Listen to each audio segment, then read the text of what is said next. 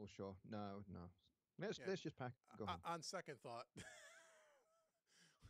let's stop this on second thought. Let's see. How's it? It looks like it's good. We should be up there in a second or two. Yeah, we Uh, are. I've got the notification. oh, yep. Oh, good. You got it this time. Last time you didn't get the notification. I don't. No, I see. didn't. I don't see us on the screen quite yet. But Yeah, I'm watching it. oh, you are. Okay, mine's just delayed a little bit. Oh, here we come. Okay, there we are. I don't see anybody here yet, but we just got here, so let's give it 10 or 15 seconds. So yeah, so that's what's going on. So welcome Awesome. everybody. Yeah, it's going to be cool. And so we can tell people about that. So for people watching in the archive, welcome to another episode of Interactive Mixing.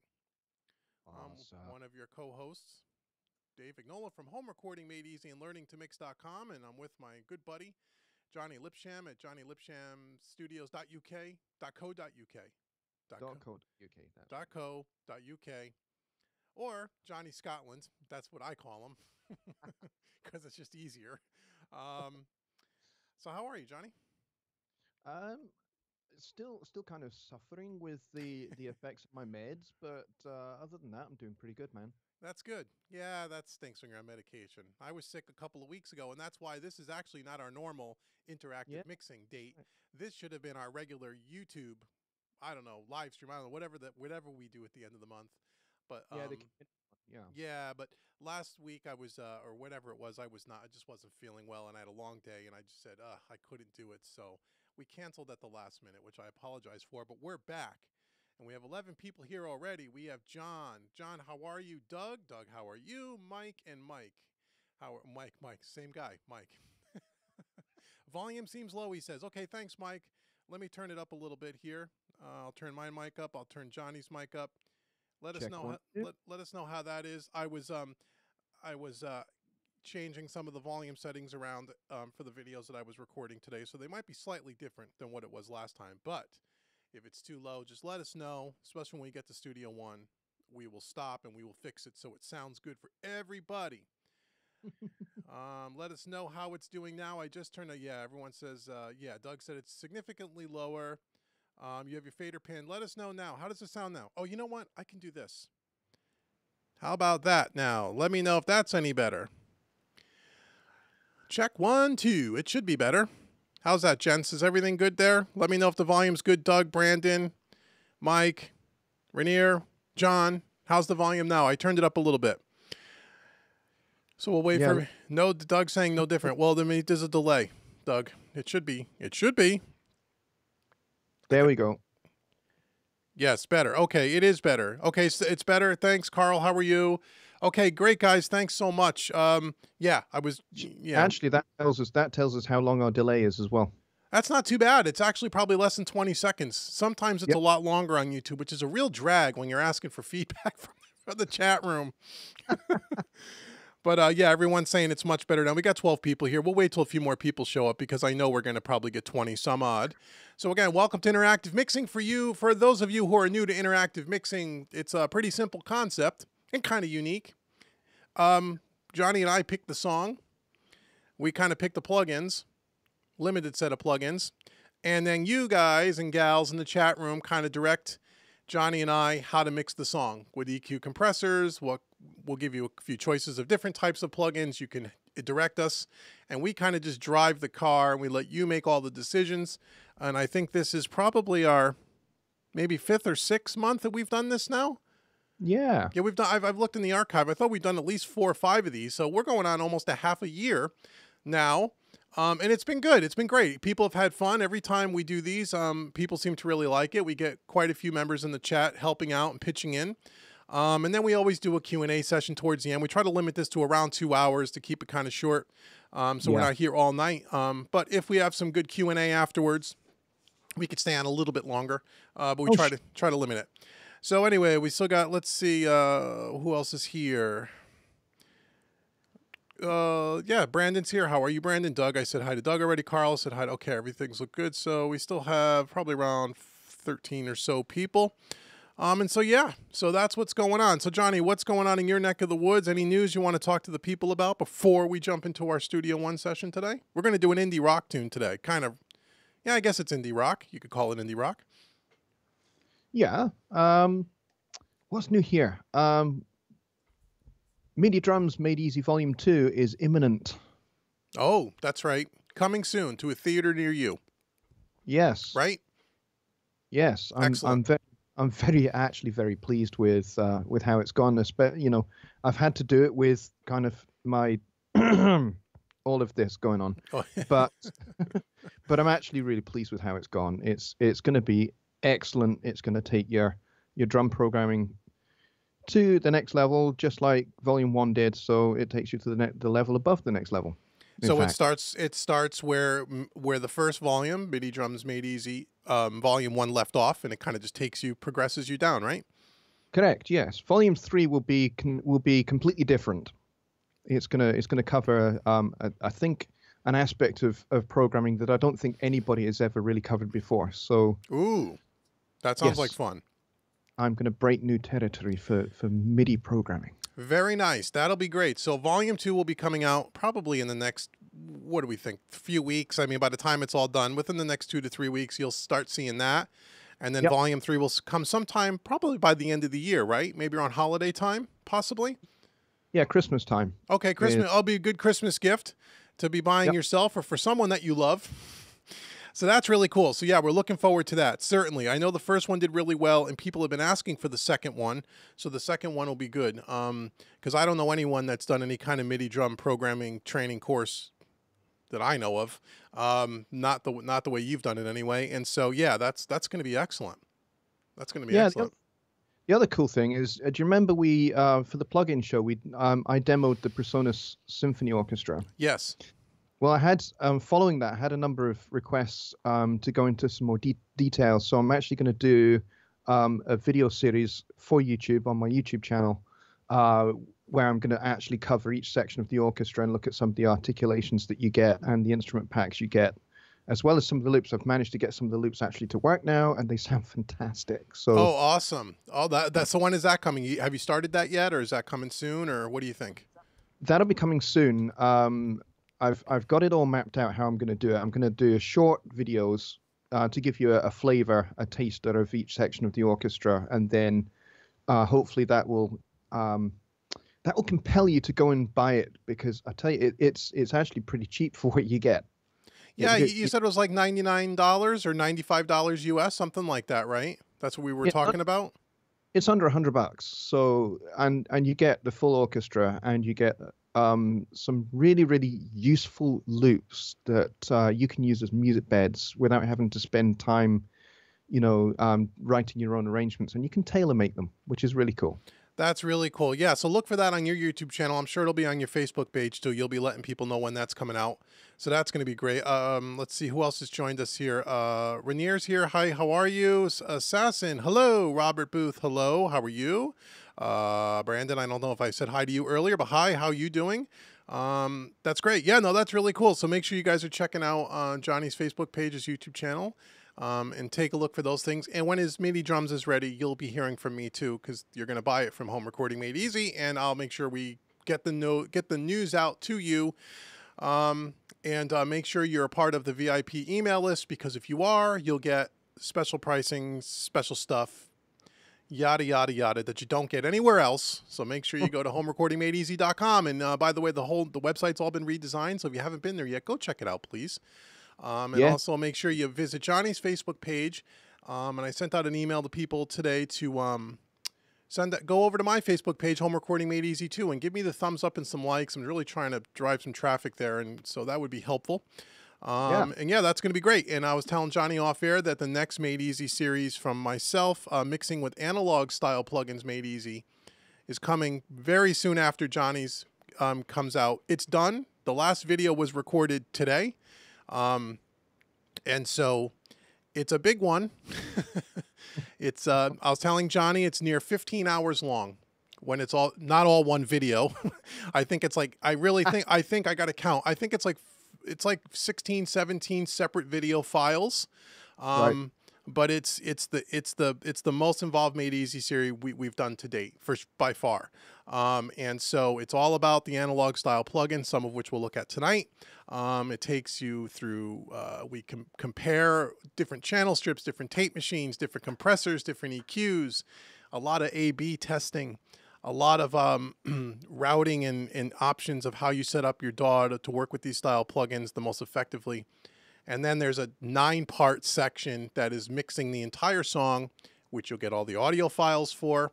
So you'll be able to mix the same song, and you'll get a bunch of other goodies in there as well. So that is coming, and just like with Johnny's series, you'll know all about it because we'll be advertising it. We'll be talking about it. We'll shoot some promo videos so you guys can get kind of a sneak peek of what it's going to be. And that'll be coming soon. So I hope you guys are interested in that as well, because a lot of people have asked me to do it. So I'm glad it's done. It's a lot of work. Yeah, it sounds almost like a TV show all of its own. Yeah, it's, every time I do one of the Made, I only do about 2 a year myself, and then you doing a couple now. Yep. You always forget how involved it is until you actually sit down and do another one. You go, this is not so bad. I can do this. And then you get about 25% into it. And you say to yourself, this is crazy. It just takes an enormous amount of time. But in the end, it's gratifying because I know people are going to love it and it's really going to help. Because we talk about these kinds of plugins all the time. All we talk about on this channel now because people want to know about these things. So this is the perfect course for people that want to know more about it, be more proficient at it, get better mixes from it, or for someone who's brand new that has never even used it before. So it's really going to cover all these bases. So yeah, pretty excited about it. It's going to be cool. So stay tuned for that. So now we got about 17, 18 people. We may as well jump into Studio One, right?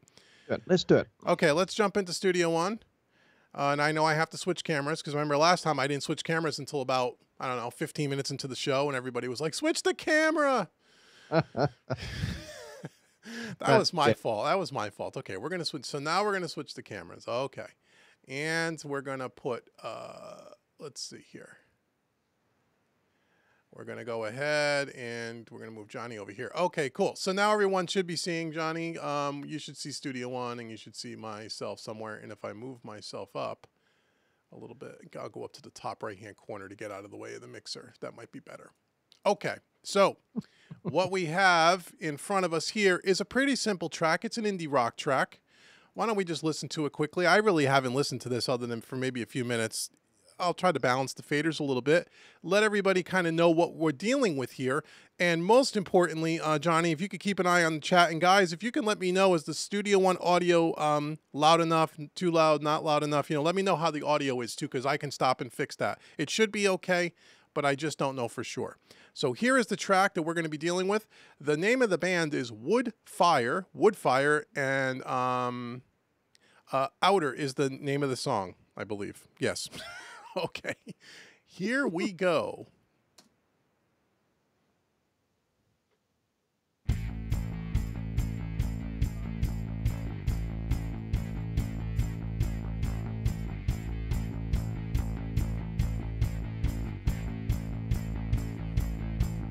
If you knew me, for you met me, you would know how much you changed me. If you knew me, for you met me, you would know how much you changed me. Words cannot describe resurrection you supplied.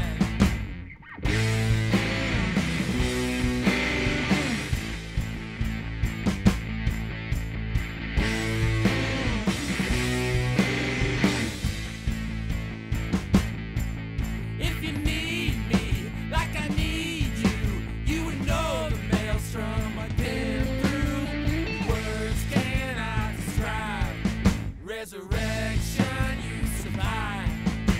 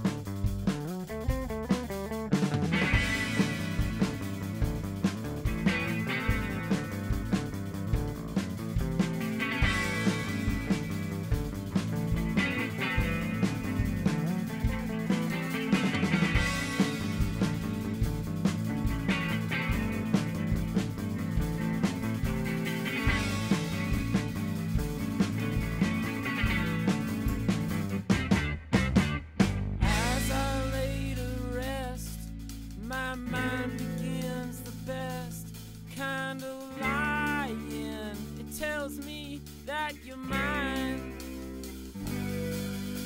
And as she slips to sleep, her mind begins to think of all the times that she left our love entwined. Flung from outer space, perfectly out of place. Take me back to the place that lets me have you.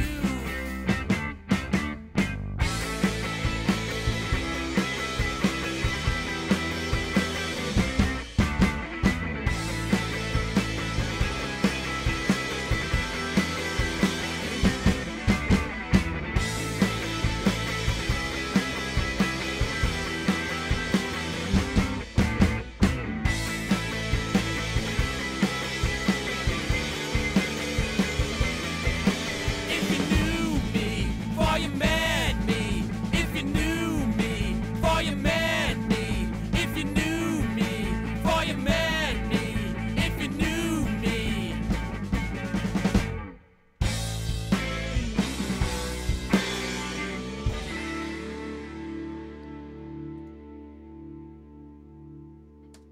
And there we have it.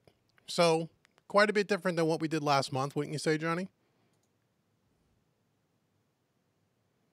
Quite a Oh, bit, sorry. quite a bit different. Yeah. So last month we did a big band song, kind of a jazz big band thing, and then this time we're doing kind of a almost a punk rock kind of a rock tune. Sorry Cool. about that. My mic was muted. That's okay. So that's where. So now, how's the audio sound, everybody, so far? We have no plugins, obviously, on this, so it may be a little conservative as long as it's not too hot and not clipping. So what we thought we would do this month for plugins, to show everyone a new plugin, and if people are struggling with this plugin, Johnny, we can help them. So what we're going to do this time around is we're going to use the new SSL channel strip by Plugin Alliance called the BX Console E, meaning the E series, which is kind of the same kind of deal as the Waves version of it, or the Universal Audio version, what have you. So this is what our plugin looks like. Now we can also decide to, let the group decide, Johnny, as far as what do we want to do on the master bus? Do we want to use console emulation? Do we want to use any kind of tape saturation? But we are going to use, as one of the plugins, we are going to use, oh, click to activate. It should be activated. Let's see. Uh-oh. I've already activated it once. I'm online. Come on. Oh, no. We may not use this, folks. Alrighty. My license has expired. That's impossible. I have a free license forever. How can that be? We may be going to the Waves version. How about that? So I have to call my Plugin Alliance rep that gave me all these plugins to demo for them. Can't do demos for you, folks, if it doesn't work. Yeah. But you know what? We'll go ahead and we'll use the Waves. How about if we just use the Waves version of it? Yeah, why not? What the hell, right? Yeah, I like it. Yeah. And that's the one that most people would have access to. So let's scroll down here. We have the G channel strip and we have the E. You know what the hell? Let's use the G this time around. Why not? Ooh, So yeah, we're going why to, we'll use a different one. So we'll use this one as opposed to this is the G channel. It's laid out the same way, but we're going to use this. But before that, why don't we start off on our master bus here? Do we want to do anything on our master bus? Do we want to use any kind of console emulation? Do we want to use any kind of tape? Again, this is a pretty small session here. We only have a kick, snare, tom 1 and 2, stereo overheads, and a room mono mic, bass guitar, 3 electric guitars, a lead vocal, and then a lead vocal double. And then what I've gone ahead and done is I've added up to send everything to a bus like we normally would for these groupings of instruments: drum bus, bass bus, guitar bus, lead vocal bus. And then I have some parallel compression tracks, which we can maybe get into, or if we have time. If not, we can just bypass it. And then if we're going to do any reverbs and delays, I just put a bunch of blank effects tracks down at the end, just in case. So I guess the first question would be, what do we want to do with our master bus? And I'll take a look at the chat here, what's going on. Remember, there's no plugins on this thing so far. So Movie Kid Studio says it sounds like a demo. Well, that's because it's a raw recording. That's exactly what it is. It doesn't sound like a record. Yeah, this is, again, we're not making, radio ready records here. This is for demonstration purposes. So You know, the whole point of it is, can you make this demo sound like a halfway decent record? There's a skill of an engineer. So that's what we're here for, or we're going to try to anyway. I mean, who knows? It's pretty dark and it's pretty heavy, a few people are saying. So anyhow, let's open it up. What do we want to do on the master bus? Do we want to do anything on the master bus? Do you guys want to put anything on the master bus?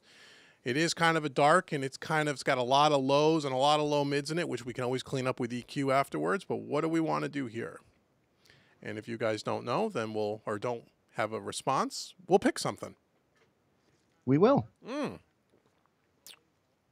We are driving, but we do permit backseat driving. We do. Right. That's true.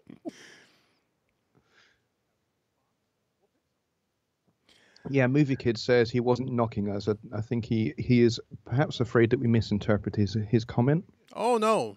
He's not knocking us. No, Movie Kid's here every time we're online. He's one of us. He's a friend. So yeah, no, I hear what he's saying. I didn't take it that way at all. Everything is cool, man. I appreciate you showing up. Yeah, no, we don't always come up with the greatest recordings in the end. You know, I picked some of these for a reason, because I know they're rough around the edges. That's okay. That's cool. Yeah. So what do we want to do on the master bus? Anything? I'm not even watching the chat. So okay. Yeah. Okay. Well, I'll pay much more attention to it. So I think Raina was saying SSL, compress, and EQ, and suggests a cut at 350. On the master bus? Okay, so what are we going to do with our master bus change? We're going to put an SSL EQ, and what did you say, a compressor? Yeah. Okay. Well, we can get the compressor out while we're here. Let me just take these other two kind of reference track plugins off. We don't need these in the way. Okay, so here is our stereo compressor by SSL. So what do you guys think you want to set it up for ratio? Let's see what people want to do here. How would you whoever suggested that, how would you set this up? What would your settings be?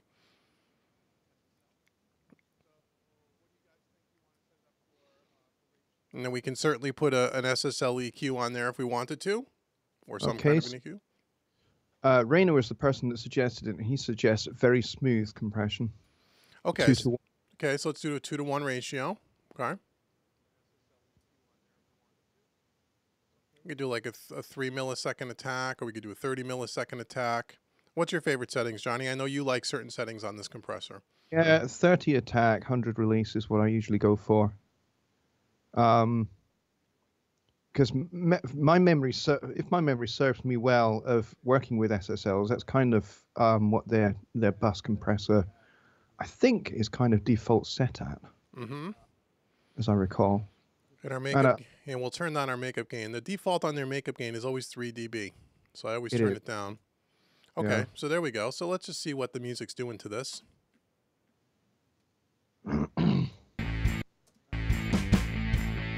Movie Kid asked if we're happy with the overall gain staging. Say again? I didn't hear that. I'm sorry. Movie Kid asks, are we happy with the overall gain staging? Oh, let me first turn off the compressor. If you need me like I need you. We're running around a -8, -9 dB to start overall, which is not bad considering I just threw them up. I'm usually looking for about a -10, -12. The only reason why I turned it up a little bit is I wanted to make sure the audio was good going across the stream. So what I did was here, I took the buses and I boosted them up a couple of dB. Just because I want the audio to come, I got to do this balancing act between not clipping the stream here. So the gain staging is probably a little hotter overall than what I would normally get, but we got about 6 to 7 dB of headroom here, which I think should be enough. So I think we should be okay there. Let's get back on this compressor quick, and I'll.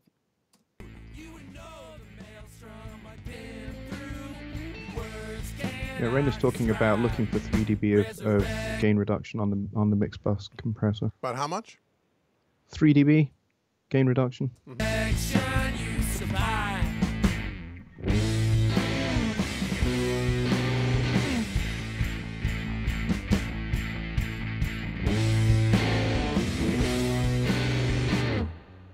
It's about 3 dB. Anything else on the master bus that we want to set up here? before we start getting into the thick of it.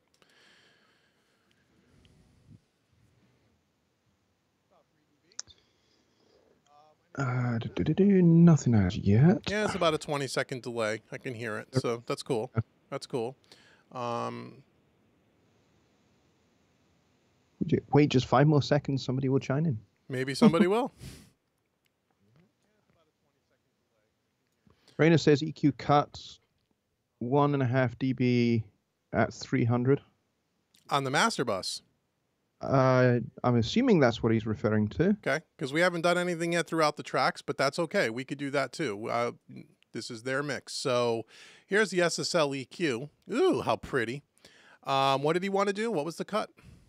1.5 dB at 300. 1.5 dB at 300. And he's just confirmed that we are talking about the master bus. Yeah. Cool. Okay, great. Okay. So let's see. I got to get re-familiar myself. I kind of see where he's coming from. I tend to, when I start a mix, I tend to kind of like have some EQ on to start, and I kind of mix through the compressor and the EQ. Very good. This is 600. This is going to be 3K. Hold on. Let me just get myself reacquainted with this EQ. It's been a while. So 300. Okay. So we're right around there. And we'll just do kind of a medium Q. And he said a couple of dB. Is that what he said? 1.5, I think. Is 1.5. Oops, that's 3. Okay. So let me...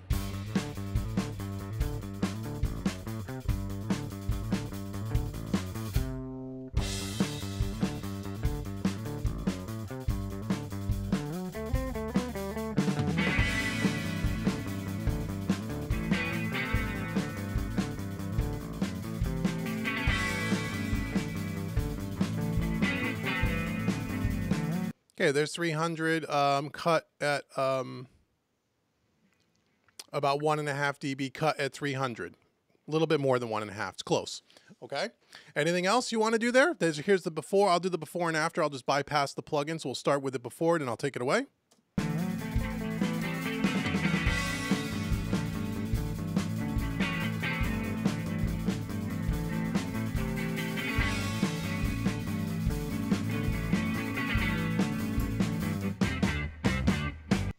There we go. Anything else on the master bus before we move on? Right now we have an SSL compressor compressing about 3 dB. And then an EQ. Brain is talking about a little boost, high shelf. Okay. At the end. About what frequency range? He says about 6K. 6K. You got it. 6.06K. How's that? Okay. How much do we want to do there? A little bit of a shelf? Just a tiny one. About 3 dB. He was talking more about like 1. Ooh, okay. Tiny little shelf. Her mind begins to think of all the times that she left our love entwined. Flung from outer space, perfectly out of place. Take me back to a place that lets me have you. There we go. So we got about 2 dB. Okay. 2 dB to right around 6K. Anything else we want to do on this master bus? Again, we could do anything. We could do tape. We could do tape if you want. We could do console emulation if you want. We don't have to. Just anything you guys want to do as far as that goes. And then we're going to stay with the SSL kind of theme. Just to... Mike McAvoy asks if you have the Greg Wells mix centric. No, I do not. Nope. No, we're gonna stick with the. I do have some. Well, I haven't even done a review yet. I do have the Chris Lord Algae Mix Bus plugin, the new one. Yes, you do have that. Yeah. I haven't shown it yet because I haven't used it yet. But we could put that on. Would everyone want to see that? I mean, I don't even know how to use it yet, but we can learn together. Maybe some of you guys in the chat know it. It's really mean to be put in at the end of the mix, but you know what the hell, we're here. True. I don't think Chris would get annoyed if we mixed through it, would he? I don't think he would care, to be honest. So that'd be cool. So this is laid out like the rest of their plugins that I showed last week in that plugin show. I showed the drum and the bass module of this. This is the mixdown portion of it, which is where we have a little bit of EQ, bass and treble, okay, in the middle here. And then we have glue.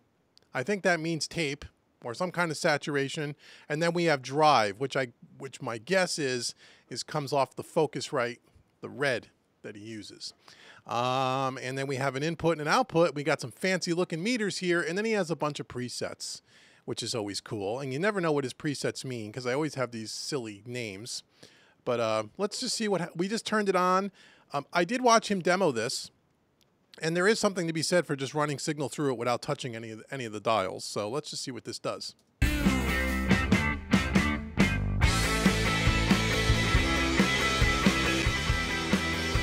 Ah.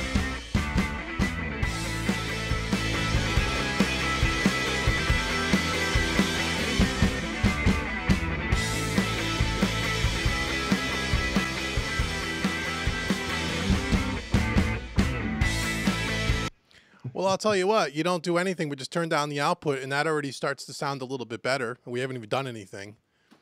So I'll be interested. I'm going to do a full review of this. I just haven't gotten to it yet. But now that I'm done recording my Made Easy product, I will get to this. So are you guys cool with this plugin being? Are they cool with having this plugin on there? I think it might be nice just to have it on there. Chat says yes. Cool. Have you seen Chris's demo of this? I think he did like a 5-10 minute demo of this for Waves, I think it was. Yep, I did see it. Yeah, and he basically says, just leave everything flat and just turn it on. That's what I just did. That's all I did. And I just turned down the output because it is a little bit louder because he's got this tape thing he's got going on, and he's got like tape 1, tape 2. He's got a couple of different things here. But I did see his demo, and you're right. He says you could just run, even if you don't want to tweak anything and you just run signal through it, it certainly enhances the sound just a little bit. So that's kind of cool. Okay, so we got 3 plugins on the master bus. We have a compressor, an EQ, and then we have this mixdown thing, which really is a compressor and an EQ. So we're kind of double compressing and double EQing, but you know what? So what? If it sounds good, it sounds good, right? Exactly. So this is supposed to, I guess the intent of this plugin is to kind of take place of having separate EQs and compressors. It's all in one plugin. But you know what? We're going to be rebels today, and we're going to leave them both on. Because why not? All right, so let's start moving over to our. Are we all good with the master bus for now, guys? Let's start moving over to our drums so we can get out of here in a couple of hours, right? Because you guys don't want to be here all night. So let's solo up our drums. Okay, we got somewhat of a foundation happening. Oh, we have a drum bus. Do we want to do anything on our drum bus? Does anybody want anything on the drum bus before we start mixing the drums? Speak now or forever hold your peace.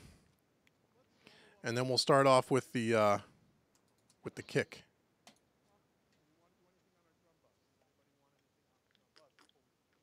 I think we should have a compressor on the drum bus. Okay. If you do, what kind of compressor would you guys all like on the drum bus?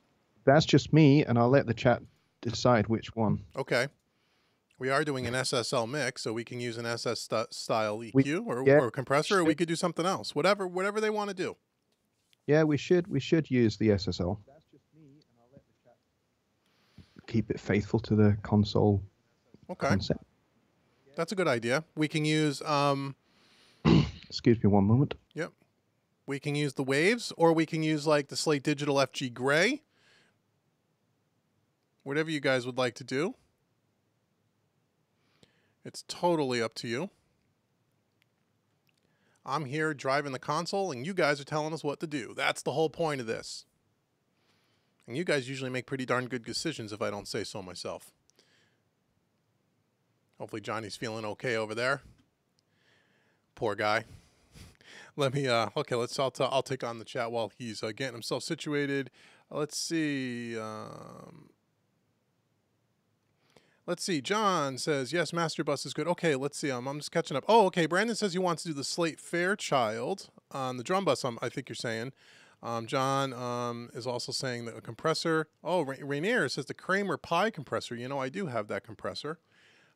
So we're talking about our drum bus. What do we want to do for a compressor on the drum bus? We can do the Kramer Pi if that's what Rainier wants to do. Hope I'm saying your name right. And someone else is saying the Slate Fairchild. You must mean, Brandon, the Slate FG401, which is like that LA2A style. Or we can use a real Fairchild if you want. I have that as well. Let me know what you guys want to do. I know there's a slight delay, so I do have to wait a few seconds for you guys to respond. Totally cool, though. And then we'll start working on our kick drum. Oh, Renair says I'm saying your name right. Okay, great, good. All right, so what do we want to do? Do we want to do a Fairchild compressor on the drum bus, or do we want to do okay, Brandon says, yeah, the real one sounds good. Okay, let's do a real Fairchild on a drum bus. Let's use the Waves one because I have it, and if you guys have never used it and you want to demo it, you guys can get a hold of the Waves one as well. This is called the Puig Child, which is the Jack Joseph Puig version of this plugin. If I can just find it. It's going to be in alphabetical order. Okay, so here's the stereo version of it. And we'll just do a little bit of light compression here. And they got a bunch of presets here as well, which always works out pretty cool. I love these on vocals. But anyhow, let's go ahead and let's just play back these drums quickly. And we will, before we mix anything, I'll just kind of get us a couple of dB or so of compression here if we can. Just on this drum kit.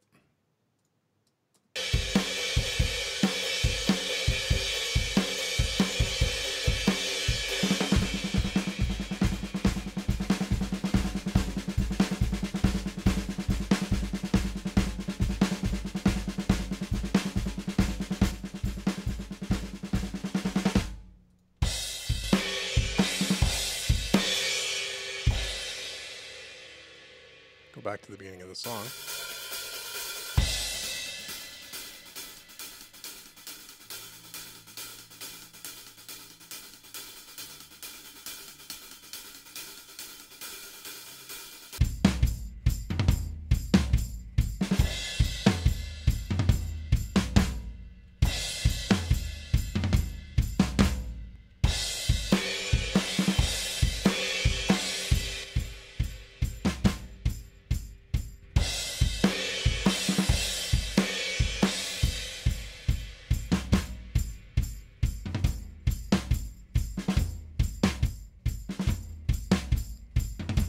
Gives it a little pop. So we're doing about 2 dB-ish or so of compression.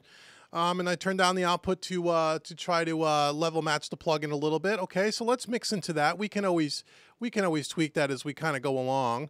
So we're going to go ahead and we're going to use the let's see, I used the Puig Child too. Okay, Rainier uses that as well. Yeah, it's a great plugin. I like that one. It's cool. I like the Jack Joseph Puig collection. He's got some good stuff there. Okay, so now we're on our kick drum. So let's solo up our kick drum if we can. And let's see what we got going on here. And I'll turn this up a little bit so you can hear it. Now, again, we're going to use the SSL here. I'll walk through the plugin and how it's kind of laid out, and then you guys can, you know, kind of decide what we want to do. I'll throw it across all the tracks here, I think. Oh, we got on the overheads, though, we got to make sure we're using the stereo version and not the mono version. Remember that on Waves plugins, there's stereo versions and there's mono versions. Same thing with Universal Audio. So if you don't know that, remember that. Okay, so we'll do the stereo version on the overheads. Okay, so here we go. So we're going to listen to our kick drum, and I'll turn it up a little bit.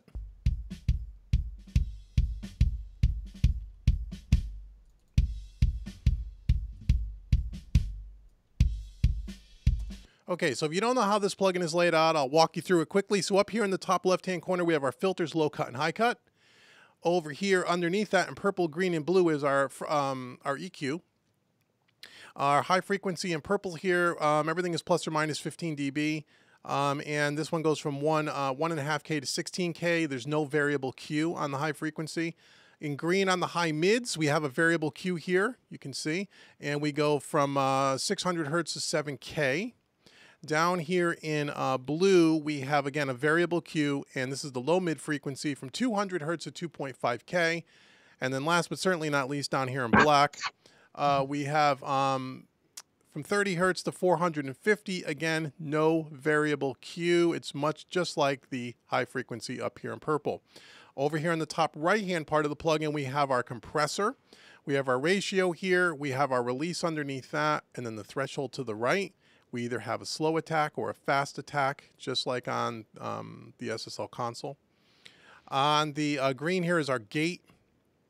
And then down here, we can bypass the EQ here if we want to. We have our input. Our gain reduction meter here is on the right-hand side, and then the green is our gate meter here. We can also monitor on the output meter the input and the output. We have a phase flip, and then we have just a little fader here, turn up and down, and that's about it, okay? So that's what we got. So for our kick drum here is our kick drum sound.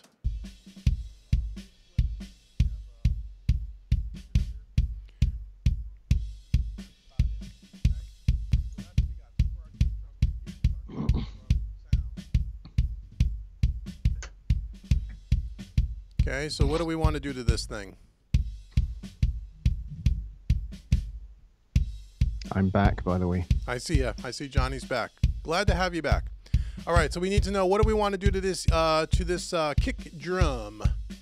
Low cut 50 dB. 50 hertz. 50 hertz. Yeah, not 50 dB. I read that wrong. Okay, so 50 low cut 50 hertz. We could take, I don't know how many dB, but we could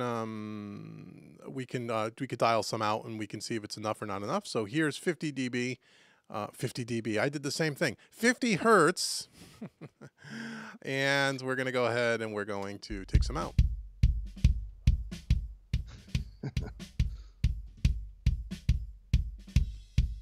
Taking out about 7 dB there.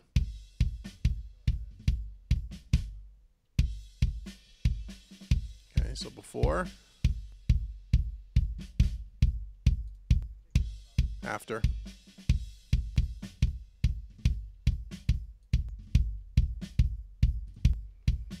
Okay, anything else? We cut around 7 dB at 50 hertz. Now, we can't do a boost at 50 hertz, or I think he was saying somewhere 30 hertz or something. We only have one. Okay, now this is part of, when you're mixing on a console, here's some of the limitations, which is good or bad, depending on how you look at it. So down here on this low frequency, we can boost or cut one frequency, but we can't cut at 50 and boost at 35. Okay, now in the plug-in world, we could do that if we wanted to put another EQ on, but that's not the point of this. The point is, we have to make a decision, because yeah, we could throw another EQ on and do that, but we're not going to do that because that's not really how you want to try to mix with these plugins. So, anything else we want to do from an EQ perspective on this thing before we start looking at compression?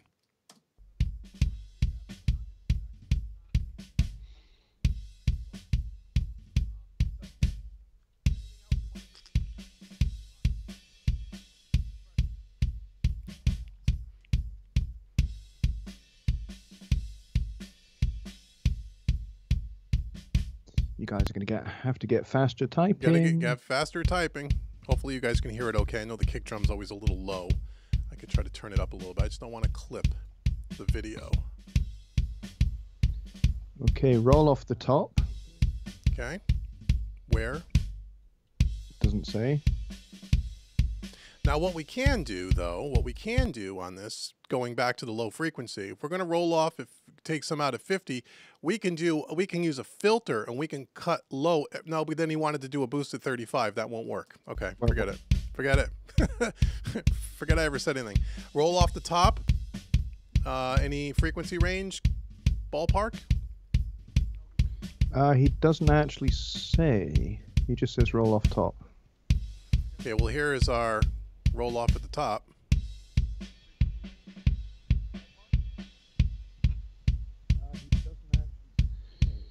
It's actually quite a cleanly recorded kick drum, actually. It's not too bad. Yeah, there's 300. We know we don't want to go that low. Or 3K, sorry.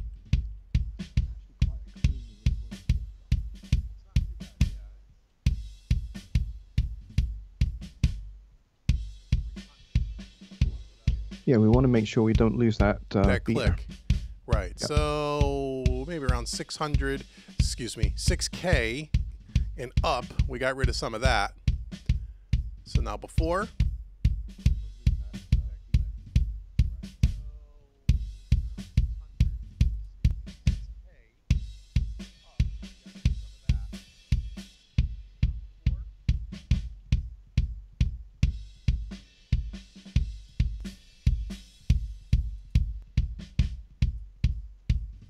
Okay. Anything else?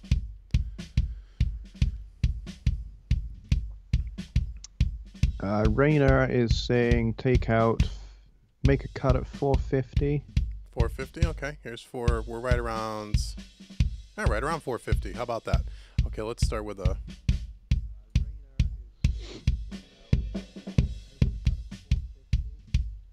Yeah, Brandon agrees with that. I'm taking quite a bit out there. Probably around 12 dB. That's a chunk. So here's before.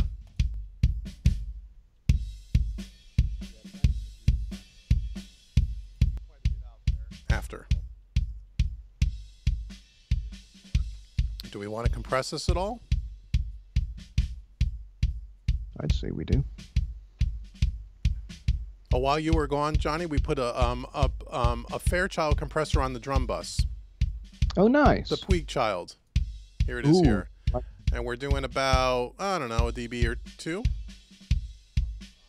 And that was a choice by one of the guys in the chat, and I thought that was a good choice. Okay. We're back to our E channel strip here on our kick drum. Anything else on EQ? Do we want to move to compression? Okay, what do we want to do? If we're done with EQ, we'll move on to compression. We cut around 450 hertz to 500. I think we're around 460 is what we cut out there, but we cut out quite a bit. You want to hear it in context? Okay, we can do that. Yep. Sure. Always a good thing to do.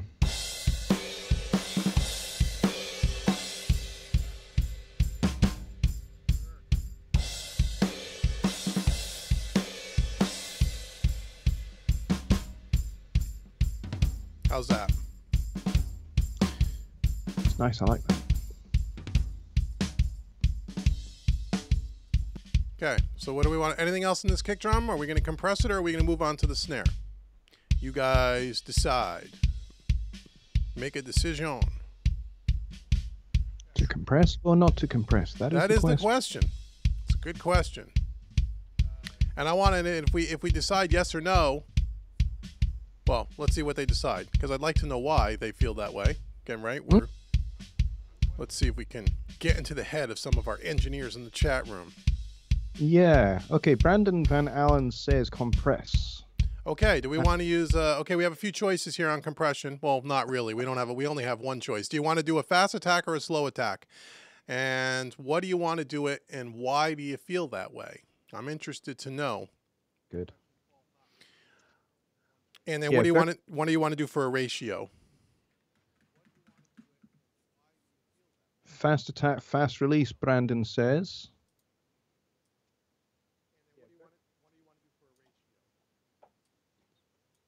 I'm not sure. There's no ratio comments as yet.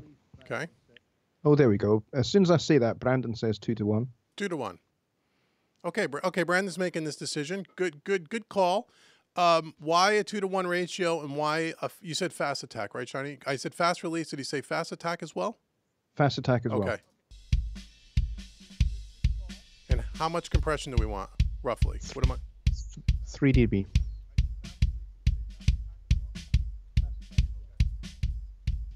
Okay, there's the fast attack. I always get confused which side it's supposed to be on. Okay. You know, I do exactly the same with Yeah, on this plugin, I always forget if it's to the left or to the right, so I have to do just what I just did to see.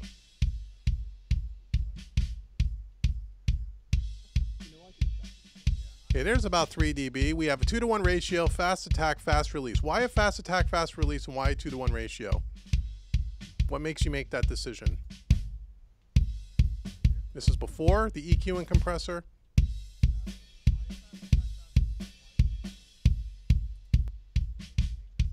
After. Still a little bit too much compression there, maybe. Yeah, it's a little bit heavy.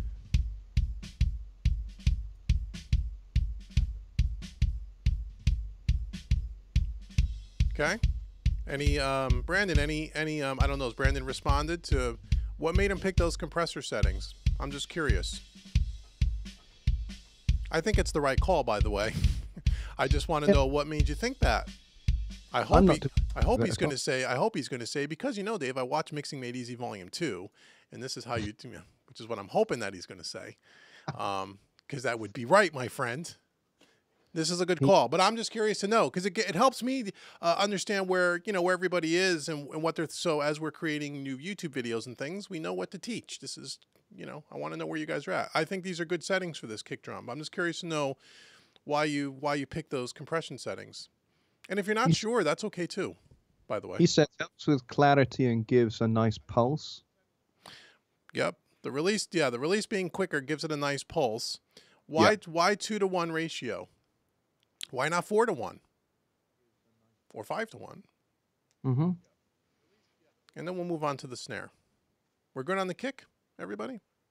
I think so. Okay. Okay, now here we are on the snare. I've soloed up the snare. I'll keep the kick kind of in play.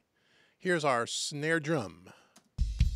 Yeah, Brandon says shouldn't overcompress. I think that's why he's saying 2 to. That's his justification for 2-to-1. I believe I would agree. Yeah.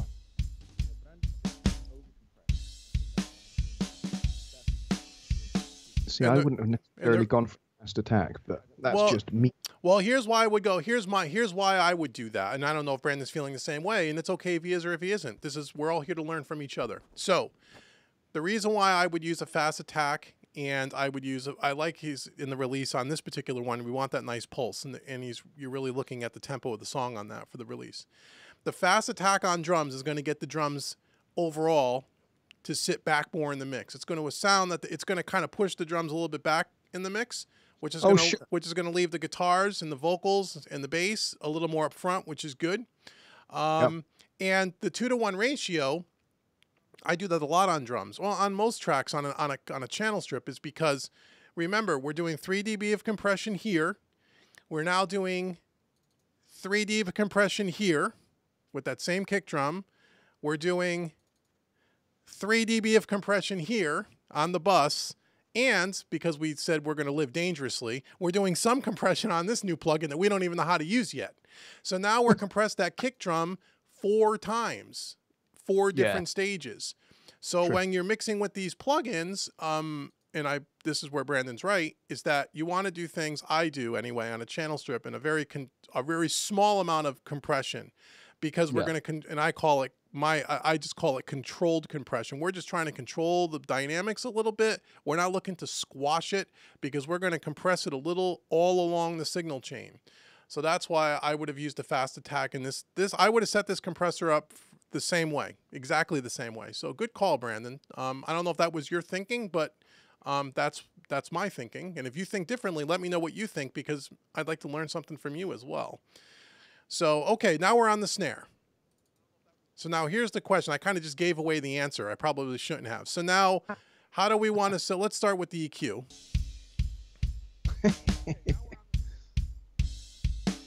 I'll turn up the snare a little bit so y'all can hear it a little bit better than that. So what do we want to do to the snare from an EQ point of view? Somebody called Scribble says gated reverb on the snare just for kicks. Gated reverb? Okay, we could do that when we get towards the end and we start doing reverbs. We could do that kind of stuff. We could try it if we have time. Let's just talk about talk about EQ for now, and then do we want to compress it?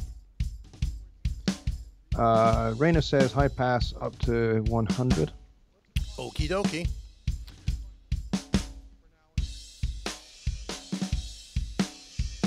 iComment makes a very good point. He says people don't think enough about the chain, and he's right. He's absolutely right. I rolled off at 100 hertz. Yes, absolutely, especially when you mix with these kinds of plugins.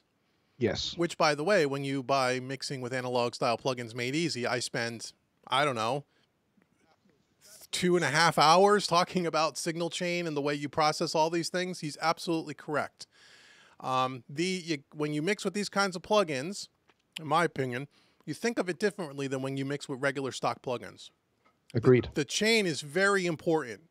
You have to be able to think 3 steps ahead of yourself, or what you'll end up doing is over-processing things so much that everything will sound very flat, very compressed, and you'll lose all the life to the track. So he's absolutely correct. Yeah. Okay, so we rolled off at around 100 on the snare. What else do we want to do? Do we want to find the body of this snare and give it a little help, or do we want to leave it? That's the question I would put out there.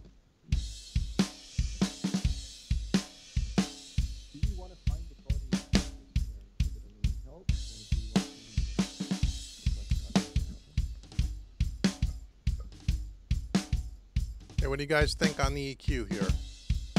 Or do we just move straight over to compressor? iComment says I'd push the lower mids up a bit.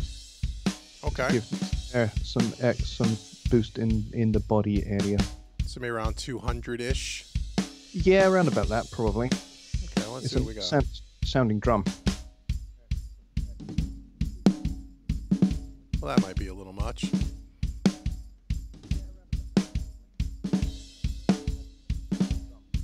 He's also talking about maybe using auto line to deal with phase. Yeah, we didn't do that. We can do that. I can zip through this and show you guys how to use auto align. That takes a little time, but we can do it. So here's our push on. He also says he says it seems the snare is a little late all the time. I kind of agree, but I think that's the approach to playing that the drummer's actually gone for. I think Yeah. he's deliberately playing behind the beat. He's laying back a little bit. So low mids, it starts to sound a little bit better. It opens up a little more around 700 as opposed to 200. It gets really woofy. How's that? Let's do a before and after. So before.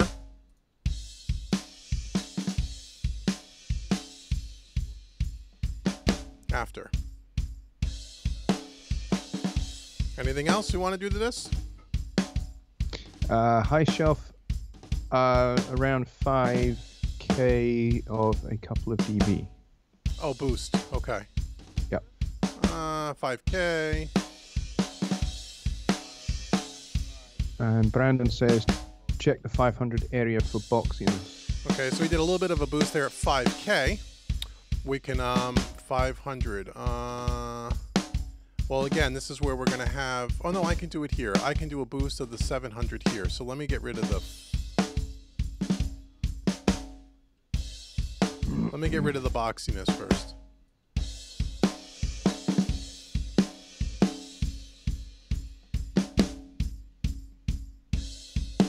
This one's more at 300, really. Yeah, maybe. Well, that's a little thin. Let's...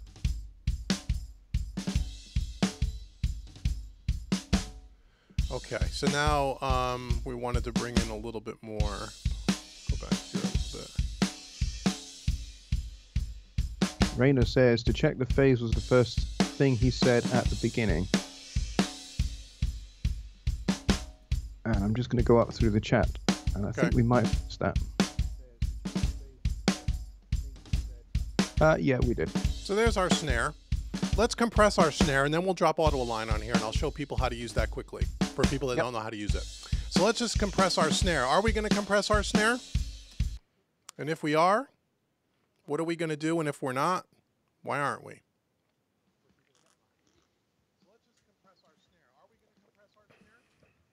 And while people are thinking about that, I'll drop auto align on here, and then I'll do a quick demo on how you use it. Cool, go for it.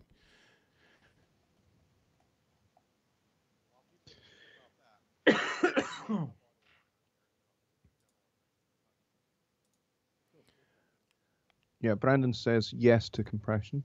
Okay. What do we want to do, Brandon?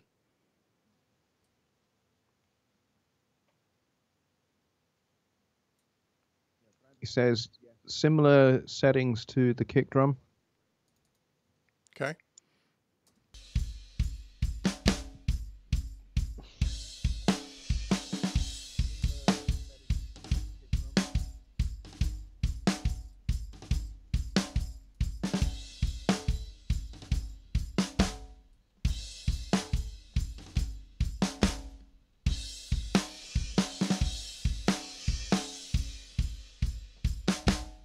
So we got about 3 dB here. Same settings is what I used. Did I do the? Oh, silly me. Wrong plug. There we go. 2-to-1 ratio.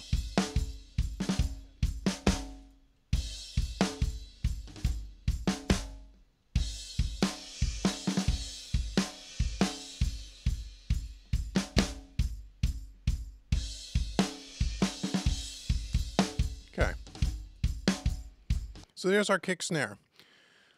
Let me show you guys auto align.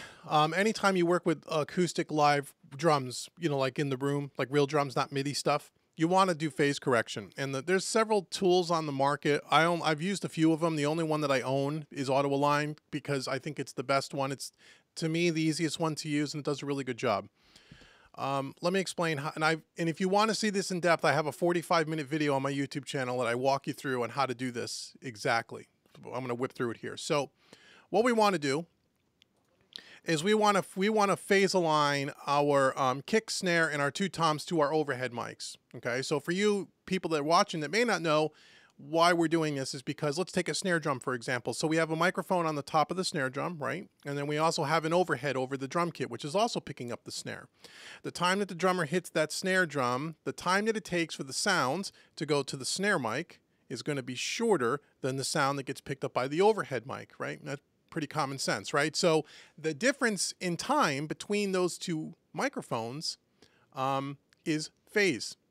And what we want to do, the longer that time is, the more phasing issues you can have. And you can say, well, what does phasing issues really do? Why is that a problem? Well, it's a problem because what typically happens with drums, when you have a drum kit with multiple microphones and you have all these different things being out of phase or different times, the drums tend, frequencies will start to cancel themselves out, typically the low and the low mid frequencies more than anything, and the drum kit will start to sound a little thinner.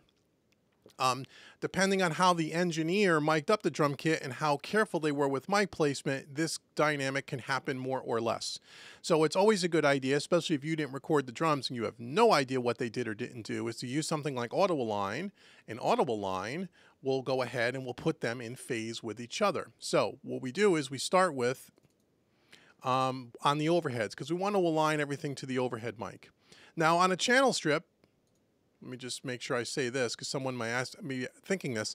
You already have a phase flip on the channel strip, so you may say to yourself, well, why not just flip the phase? Well, you can do that, but the problem with that is that it's just a 180 flip, a complete 180. So if the source material is out more than 180, you're not going to get as much benefit, where auto align will actually phase correct it down to the sample. So it's just a much more accurate way to do it, okay? That's all that really means. So you start off with your overheads, because this is a stereo overhead pair. If this was a left-right mono, I would put this on the left. I would phase align the right overhead to the left overhead before we would move on. But because this is a stereo track, we only need one. So what we're going to do is over here where it says send and receive, if you click on this left click, we're going to send one, meaning that we're going to send the signal from this overhead mic to the other tracks, which we'll see in a second, and we're going to align to it. We're always going to keep it on delay and polarity. And let's unmute this overhead. Now we have an input slider here, okay? And we have a side chain. And what this intends to do is to kind of get up above the noise floor, so auto align is not detecting the rumble in the noise floor. You want it to detect above the noise floor. Okay, so now once we set that up as a send on the overheads, the first thing we're going to do is we're going to align our snare to the overheads. So now we have to put another instance of auto align, and it always should be the first plugin in your chain, by the way, even before your channel strip. Okay, so if we sent it on channel 1, we're going to receive channel 1. So what this means is now the snare is now going to receive the signal. Auto align is going to detect it from the overheads, so it can align them together. Make sense? So what we're going to do is we're going to put this on delay and polarity. We're going to go and we're going to turn this on. We're going to raise up above the noise floor. So you can see on the right hand side, this is the actual snare.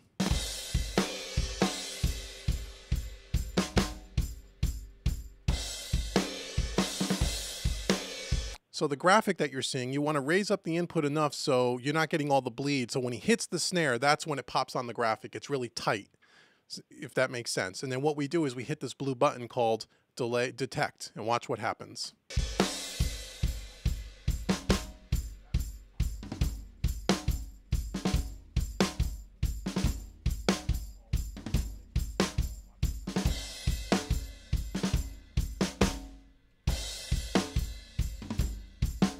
Okay, you can already hear, well, I shut it off too soon, but I heard the first hit of the snare. It's a lot deeper. So what auto align did is it moved that snare 81 samples in phase with the overhead. So now the snare and the overhead are in phase with each other. Let me just mute the kick drum so you can hear this.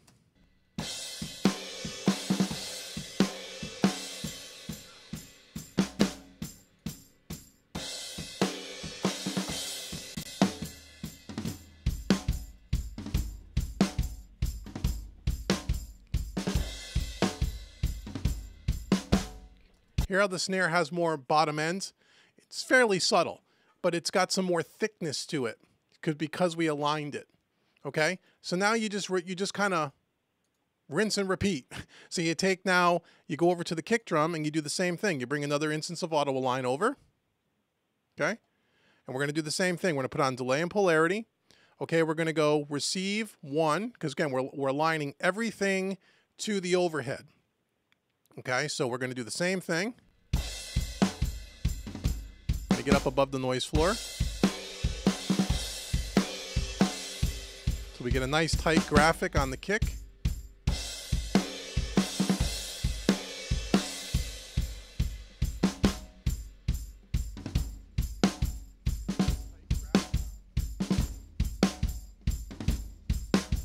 Okay, so it moved it a negative back 56 samples. Okay, now you do the same thing with the 2 toms, and then that's it. So let me just get, you gotta go where there's some tom hits, which we have a few, not many.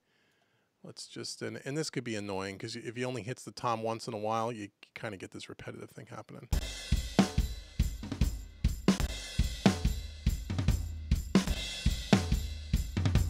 Okay, we want to hear that tom fill. So let's get auto align. Let's throw it on the toms.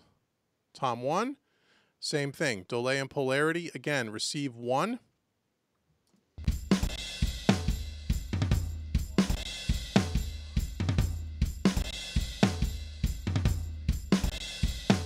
Detect.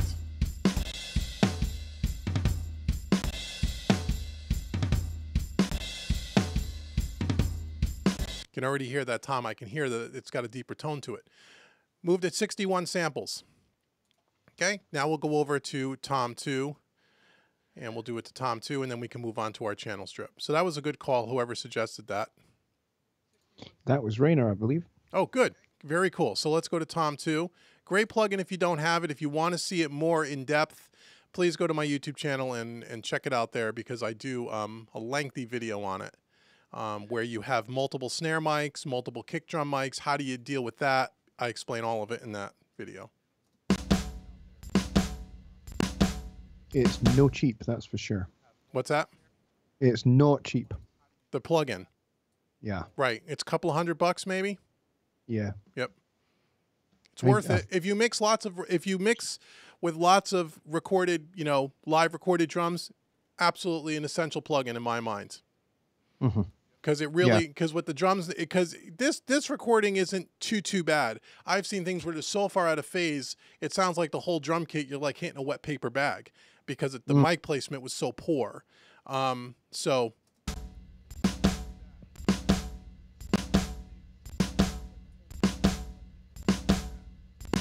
I know that can be annoying, but we have to get that tom hit.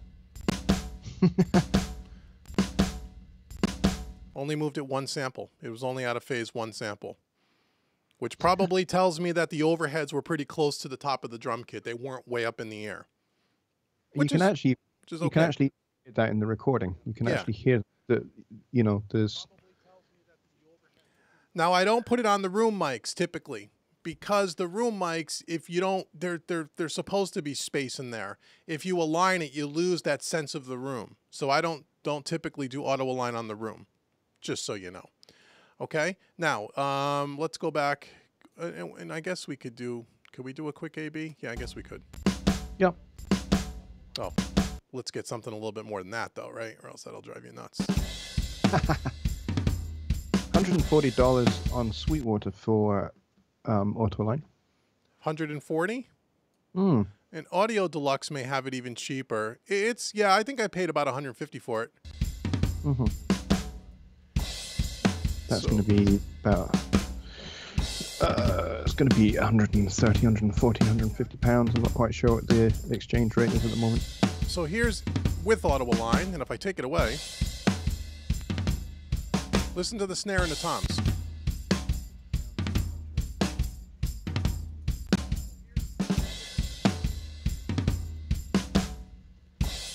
There's more thickness to the drums. That's what phase will do. Yeah. Okay, so Yeah. we did our snare, right? We did a compress, we did an EQ thing. Okay, cool. Let's do our overheads before we go to our toms, shall we? If that's okay with everybody. Definitely. Let's do that. Let me and then what I like to do here, just a little, well, I don't even know if it's not a trick, it's a tip, or it's someone, you guys probably already know this, but I just stumbled upon it. In order to keep all my SSL channel strips across the same insert slot when I'm using audible line, I need to put something as a placeholder for the room. So what I'm going to do is just use the mix tool. And I put the mix tool up so it's in the first slot, and I just don't use it. So now all my SSLs are in the second chain. So if I want to turn them all on and off together, I can. Okie dokie. Overheads.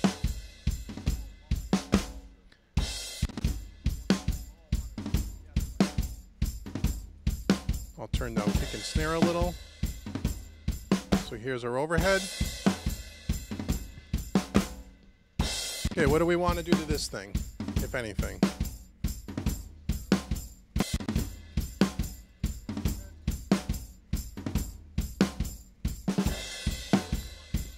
Those are quite dark sounding cymbals. They're nice though. They are kind of nice. They sound like Zildjian Custom. Like the heavy crashes.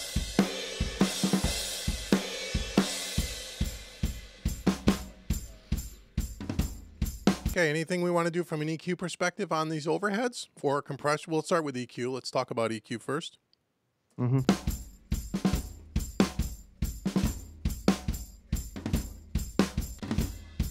Keeping the SSL theme going. Yep, we're going to stick with the SSL.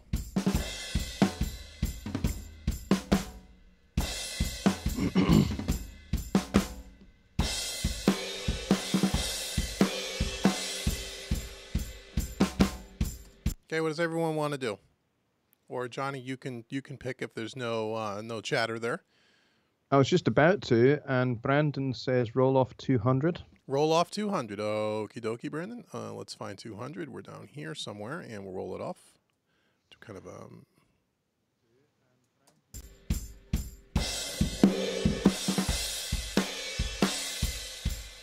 Although Rayner's just said high pass at 50, little boost around 80. Okay, high pass at around 50. And a little boost at 80. Was that it? Yeah, Okay. and that's just been agreed with as well. Excellent. Okay, before.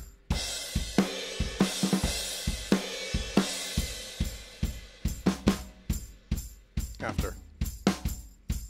Anything else on the EQ side?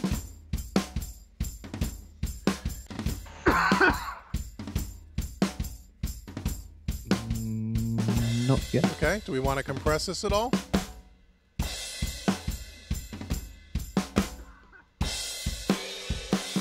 Brandon says little cut at 500. Cut at 500, okay. Rayner's just literally said the same thing, but he also says, what's that? I'm not sure. Well, we already did a cut at 200, so I really can't do a cut at 500 on this EQ. Let's see if 500 sounds better to cut than 200. That's true. It's a good point.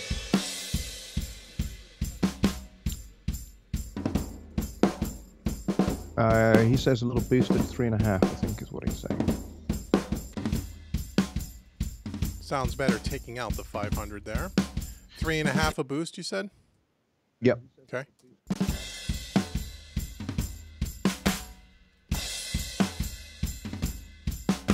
Okay.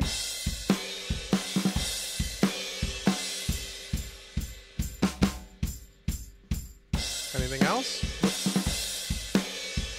Anything else? I just want to put my mix tool on the rest of my tracks here while I'm here, and I forget. Anything else we want to do on these overheads? Save. Let's see. Here we go. There's before.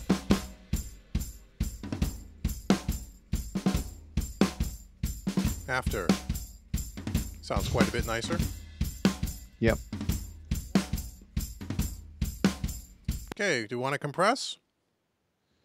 iComment says New York compression because the weather is nice today. Okay. Sure. Brandon says maybe a little air at 10 or 12K, which Rainer agrees with as well. Okay, we're not going to be able to do that because again, we're limited here. So we've already boosted at around 3.5K. So we have to sacrifice you something. got to sacrifice something. You got to make a choice. I mean, we could try the boost at 12K. So we were at 3.5. Let's move it up to 12. Now there's an idea.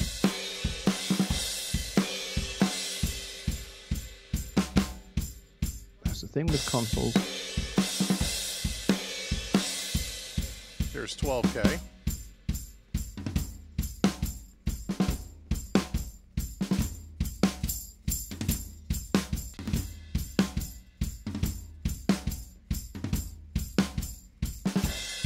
There's 3.5K. 6 one, half dozen of the other. Yeah.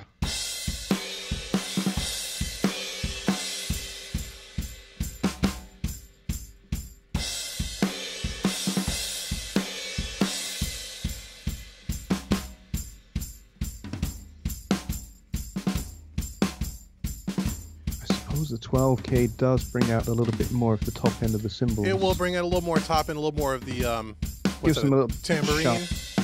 Yeah. Yeah.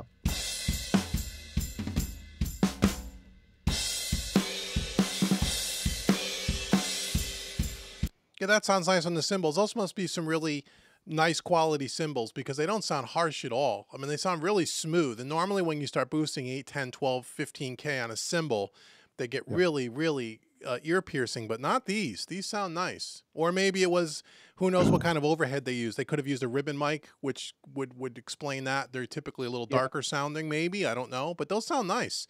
I like the 12K thing. I went ahead and took the liberty of setting up the compressor the same way as the rest of the tracks so far were Brandon's suggestions and doing about 3 dB of compression if you guys are okay with that. Sounds good. And now let's move over to our room and then we'll go back and do our toms.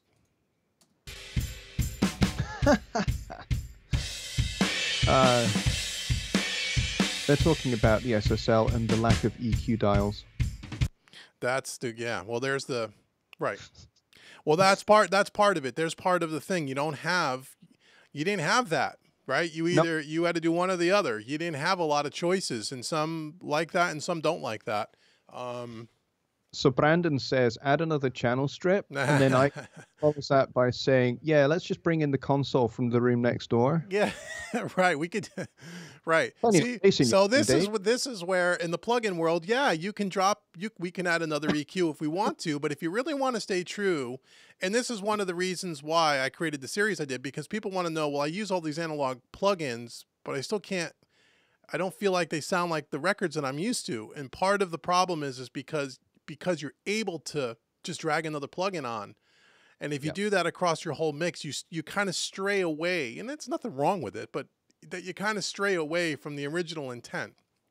And so you want to just stick with one channel strip.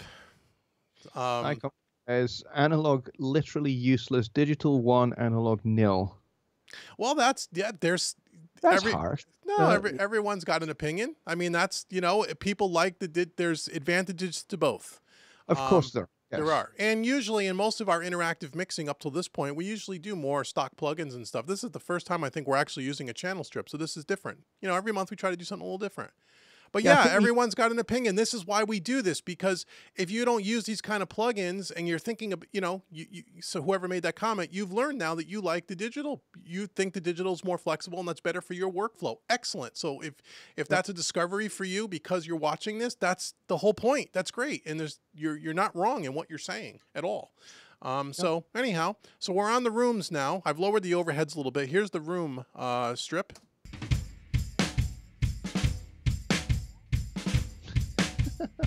hate that gear slots. I like it.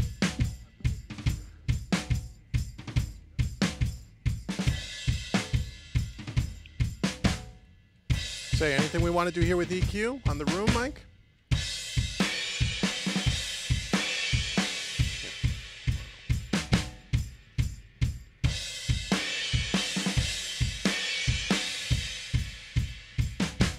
Okay, what do we want to do from an EQ so we can start moving along here? Yeah, getting on for 11:30 here. Yep. We want to get moving. This is a small session, so we should be able to crank through this. But let's do the let's go ahead and let's decide what we want to do with the room here, as far as EQ, if anything. Cut highs at 8 or 10, says Brandon. Cut the highs. Okay, we could start around 10.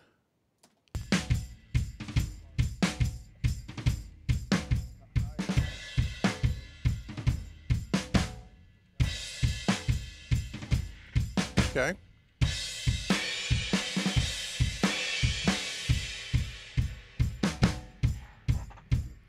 Right around 8K.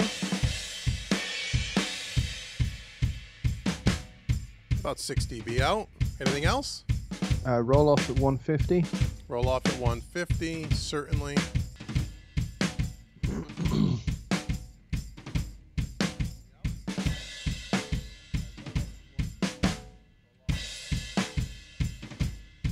There's 150. 150. It's before.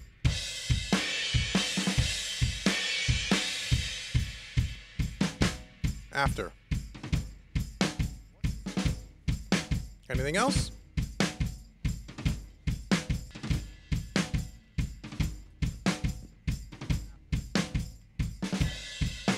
I tell you, I'm actually really liking this drum sound. Yeah, it's not bad. It's pretty good.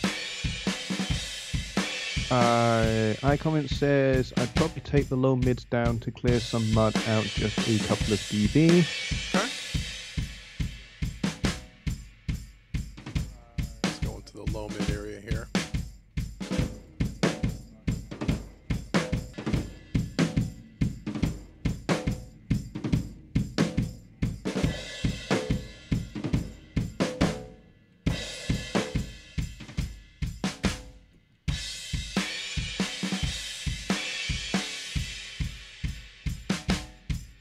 I'm already setting up the compressor. I'm just assuming Brandon wants to do the same thing.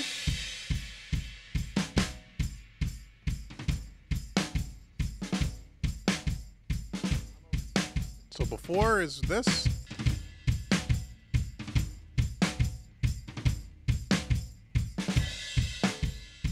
After. The only suggestion that I have, and we can leave it just the way this is, just again, as part of just a learning thing. Okay, this is the room, right? These are the room mics. So remember now, when we took a look at the overheads and we're talking about how we're rolling off the low ends, I think on the overheads, we rolled them off around, what, 70, 50, 60 hertz, which is fine. On the room mic, remember now, when we bring this all in when we bring this in context with the mix, I balance the rooms.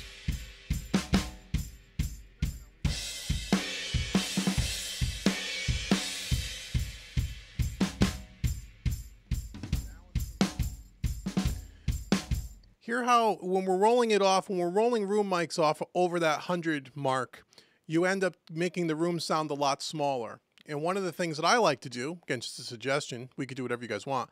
Typically on rooms, I don't roll off anything below about 50.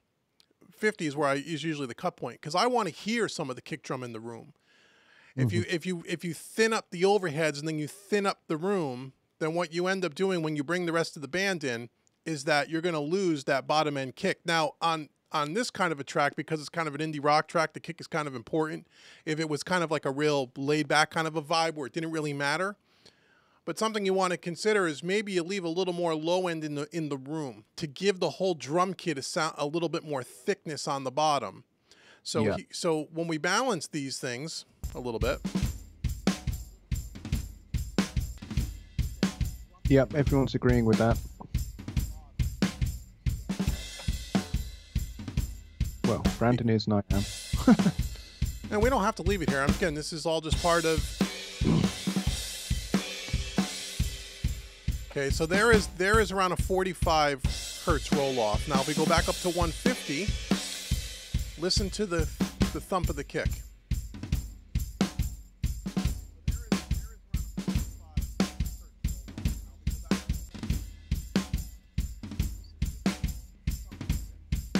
There's 150.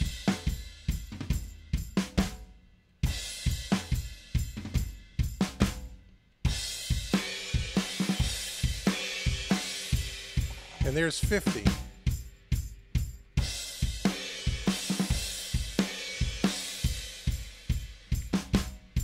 So it just brings in more of the low ends, and it gives you it sounds a little more thick. So we can do whatever you guys want. I just wanted to just, point to again, it's just another way of looking at something. But if you guys want to leave it at 150, if you guys think it sounds better, we'll leave it there. It's your mix. So here's 50.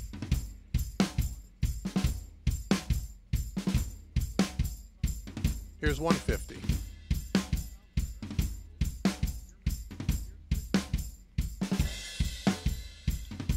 With 3 dB of compression per Brandon. So whatever you guys want to do. Oh, we got to go to the toms. So the toms, there's not a lot of hits in these. So what I'm going to do with the toms to speed things up is I'm going to set the compressor, because we're going to leave the compression the same for the drums. Any idea? Anybody have any opinion to why we're using the same compression setting on all the drums?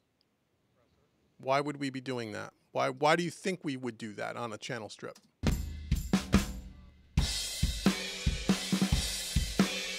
Everyone's agreeing with 50, by the way. Okay, cool.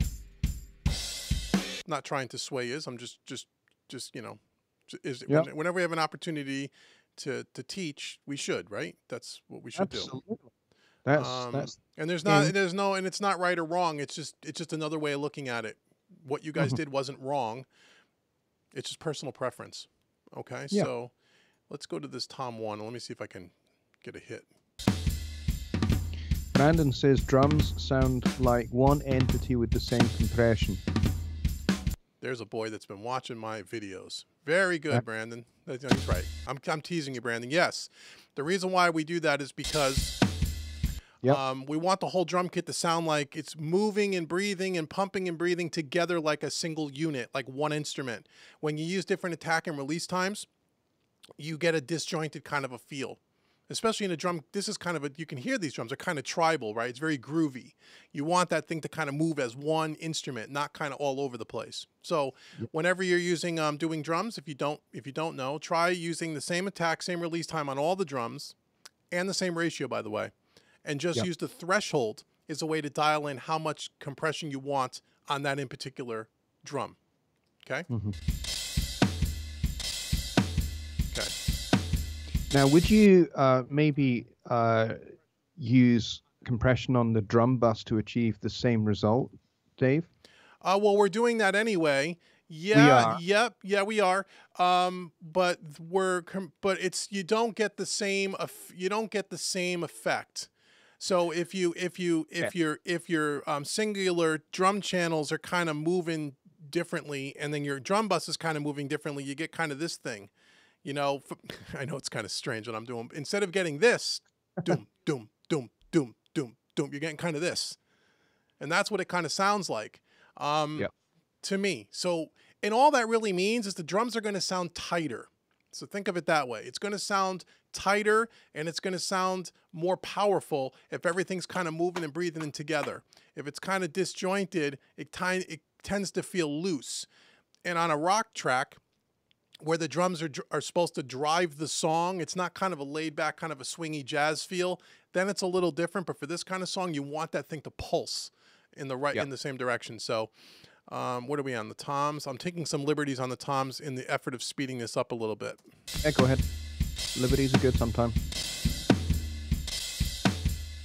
Yeah, I mean that's kind of what I was thinking as well, but it's I think a good sort of question for folks that are in the chat that are maybe newer to this. So yeah, no, it's a completely different way of thinking when you're mixing with compression, but But yeah, those are great. Those are excellent questions to have, though.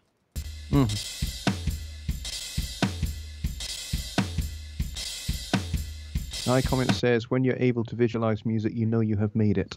That's absolutely true. It is. Not only when you're able to visualize, because everyone always thinks compression really, for me, is more of a depth thing than it is what he's talking about visualizing. So we think about the stereo field, we think about left, right? We pan guitar left, guitar right, right? But there's more than left, right.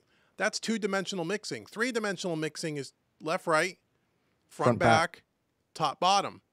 And the way you learn how to use a compressor is that you can, with a compressor, when you really know what you're doing, you can give the illusion to the listener that instruments are sitting in very specific places of that left, right, top, bottom, front, back, which I call the 3D sound field, which is in Mixing Made Easy Volume 2. I spend an hour talking about that.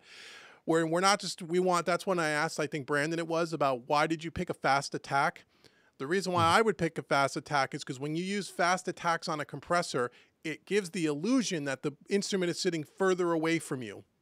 Okay, so when I think about a mix and a band situation, when I'm looking at the screen, what I see is I see the stage. And I go, okay, where do the drums sit? The drums sit behind everybody, right? The drummer's not up front. The drummer's behind the band. They're the back line. So it goes drums in this kind of a track. Bass stays left or right. Guitar stays left or right, somewhat even. If it's a really guitar-driven song, like a riff song, guitars are sitting a little forward. Background vocals.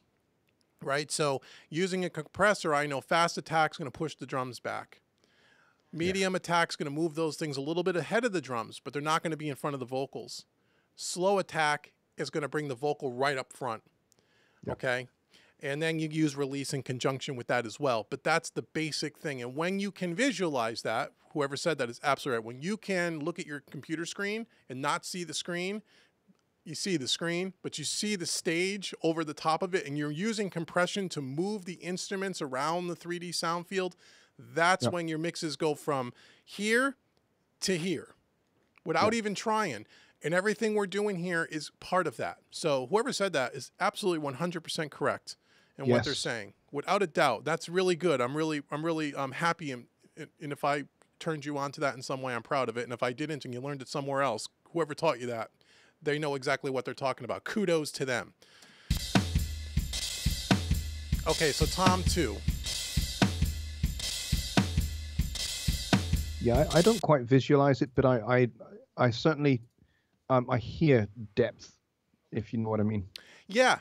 I mean, it clicks in everybody's mind in a different way. You know, whether you can feel it or hear it or a little bit of both. Once you know what it is, and the light bulb kind of goes off, it really changes your whole thing. It changed my whole thinking of the way I think about mixing and compression in particular.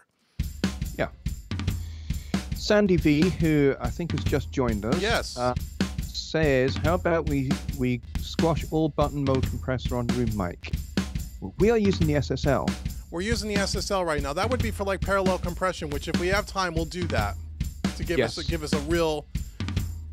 Okay, so I took some liberties with Tom 1 and 2 just because it's not that big of a deal, and we want to move this along. So let's go on to our bass guitar, shall we? Good job, though, everyone on the drums. That was really good. You guys did a great job. So let's loop a different section here.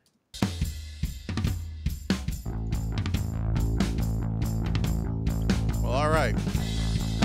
We got all kinds of distortion happening there.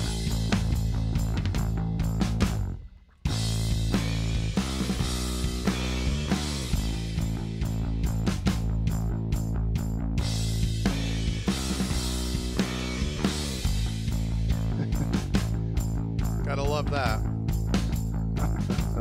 Nothing wrong with the way that sounds.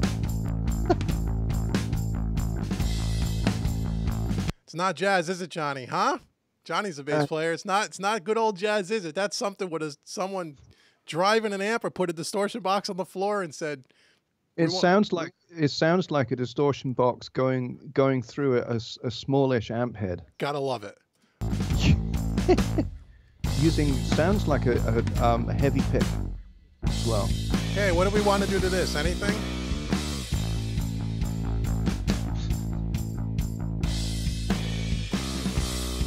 It's definitely not bebop, that's for sure.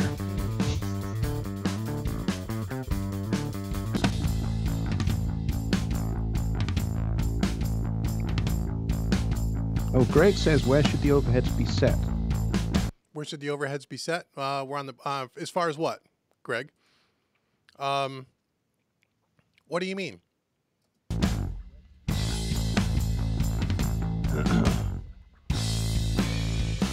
All right, going back to the bass guitar whilst we wait for Greg to come back on that. Brandon says roll off at 20.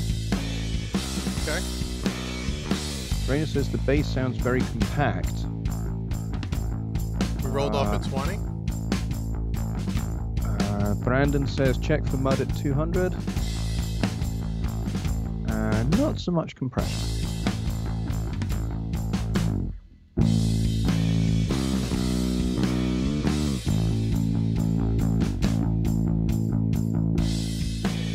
Hope we're not clipping the video here.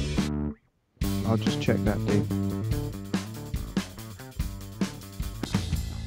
Well, there's 200 taken out. About 240. Took out about 4 dB. So before.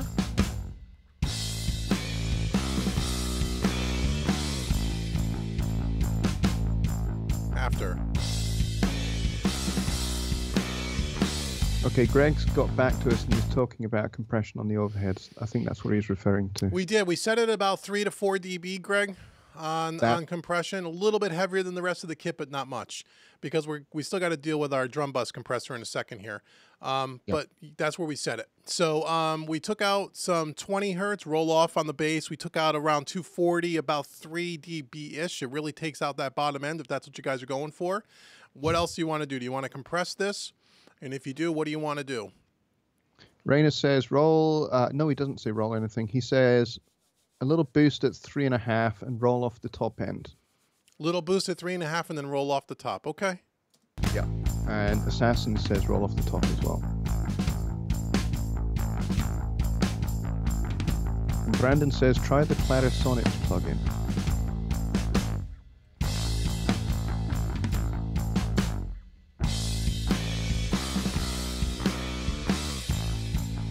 Okay.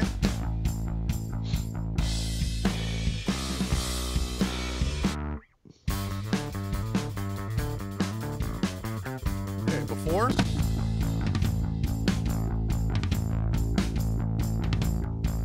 After.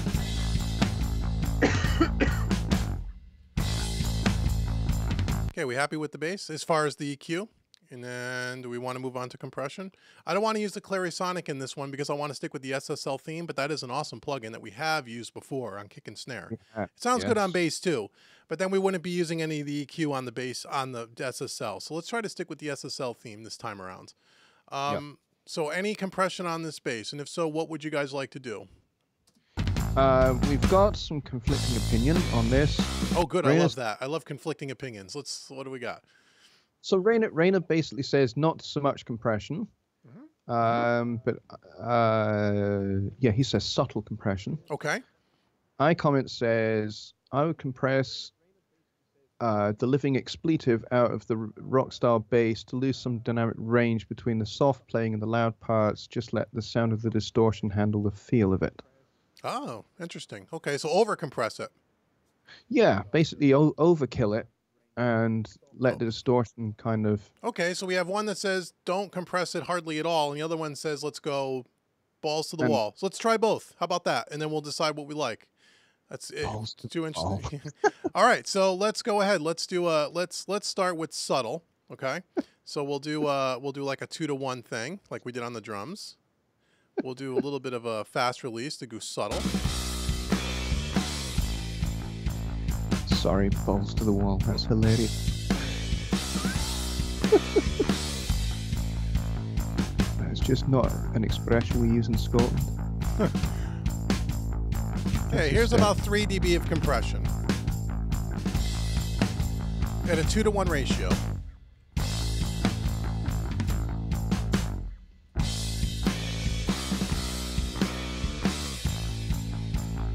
For the fast attack. So now if we were to heavy it, let's go like a 4-to-1. Slow up the release a little bit. Here's about a 6 to 8 dB of compression.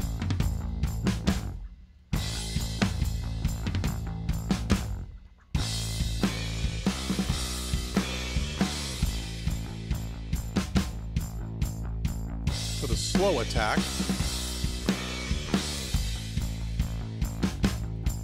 As before, gotta turn up the output a little bit.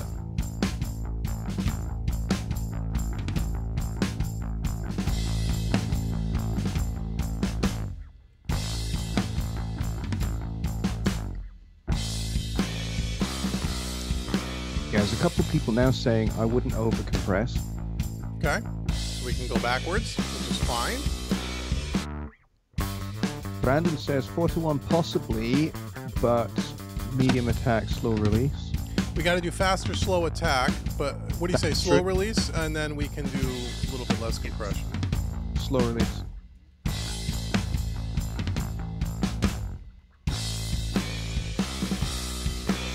It sounds very snarly, the bass now. Yeah. Before? After.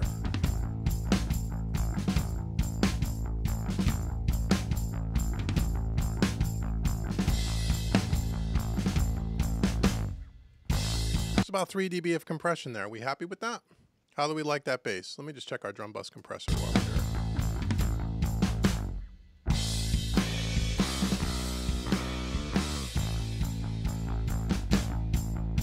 Yeah, everyone agrees that the not so heavier compression. Okay, cool. So we'll leave it the way it is. Can we move on to electric guitar 1? Electric guitar 1, which is yeah, we're right here, pretty much where this guy's at. Let's try to move to something. Now this. Yeah, Rich Westfall has just joined us. Who has? Rich Oh, Westfall. hey, Rich, how are you? Good to see you again.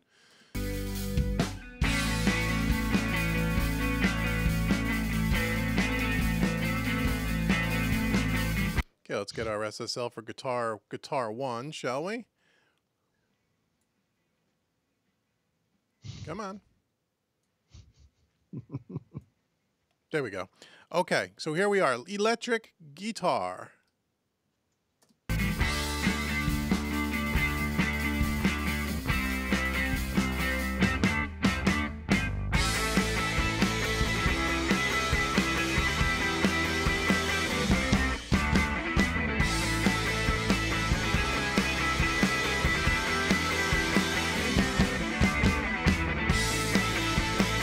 Okay, what do we want to do from an EQ standpoint there, if anything? Or do we like the way that sounds? We're going to try to move this along. We're going to try to move this along pretty quick. Now, electric guitar 2 and 3 just has a couple of small parts in it. So, yeah, they're just a like little, yeah, that won't be too bad. Okay. And the lead vocal and the double is going to be the same pretty much because it's the same thing. Yep. Okay. Brandon says roll up 100. 100, okay. 100. Here we go.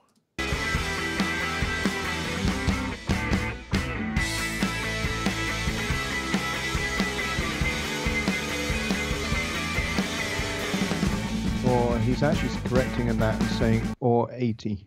Okay. I also wanted to see what the electric guitar is doing down here. Okay, he's got two different kind of sounds happening here. Here's his main kind of vibe here. It sounds like he's got a fuzz box or something happening here. Yeah, it does. With a hint of chorus as well.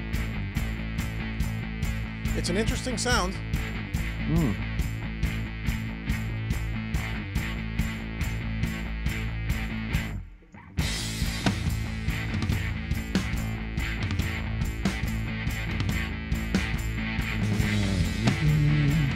My comment says add more air to make it stand out a bit more. Add more what? I also want to pull up. I can see. I just want to do a little because you can tell it gets a little bit hotter at the end here. So just to do this quickly, so we can.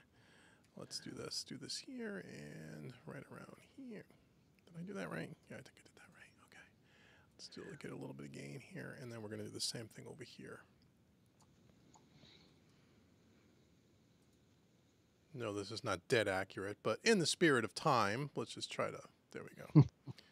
I know that's not the proper way. I'm sure everyone's going, "What are you doing?" All right.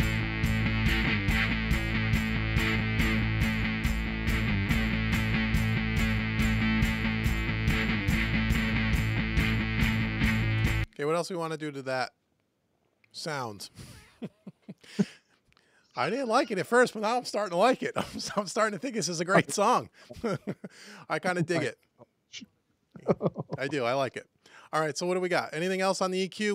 We did a little bit of a roll off at around 80, 85-ish. Yeah, iComment says add more air to make it stand out a bit more. Okay. Let's add some air. I don't know. 10K, 12K. Let's try that. Okay, something like that. Rain also mentions the panning. He says we haven't really done any. Here's 10K. What's that? Rainer also says, what about panning? We haven't done any of that, really. No, no, not yet. Because, well, if you look at this, because I wanted you guys to be able to hear it right up the middle. But when you look at these guitars, this is the main guitar in the song. If I didn't say that, I apologize. This is the only guitar that plays through the entire song.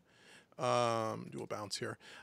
This is guitar 2 and guitar 3 is probably where you would want to do the panning. I probably would leave this right up the middle. This particular guitar because it plays with the bass.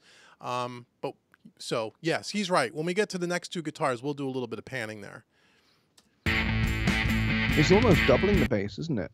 Yeah, almost. Yep. Almost sort of like TV detective style, doubling the bass.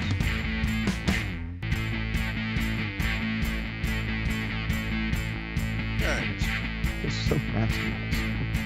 So we boosted up 10K about 2 dB, and we rolled off around 80 hertz. So anything else we want to do? And do we want to compress this at all? Greg says sweep around the mid-range with a small cut and let us hear it. Sure. I'll start around 200 and I'll go up to about 700 or so.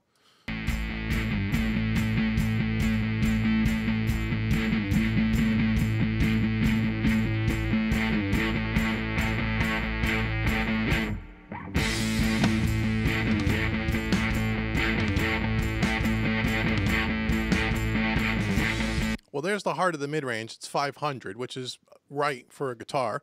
So do you want to cut it? Is that what he said? Cut it? He just said let us hear it. He didn't say anything. There's the 500 boosted up a little bit. So if I roll it back, here's what you would get.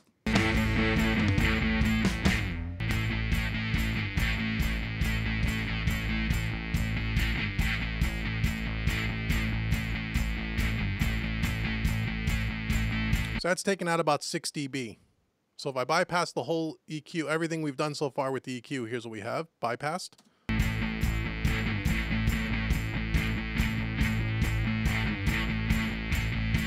After.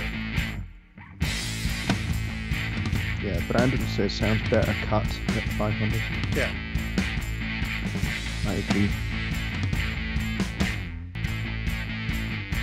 It's got a kind of nice vibe to it. All right. We want to compress this at all? Good question.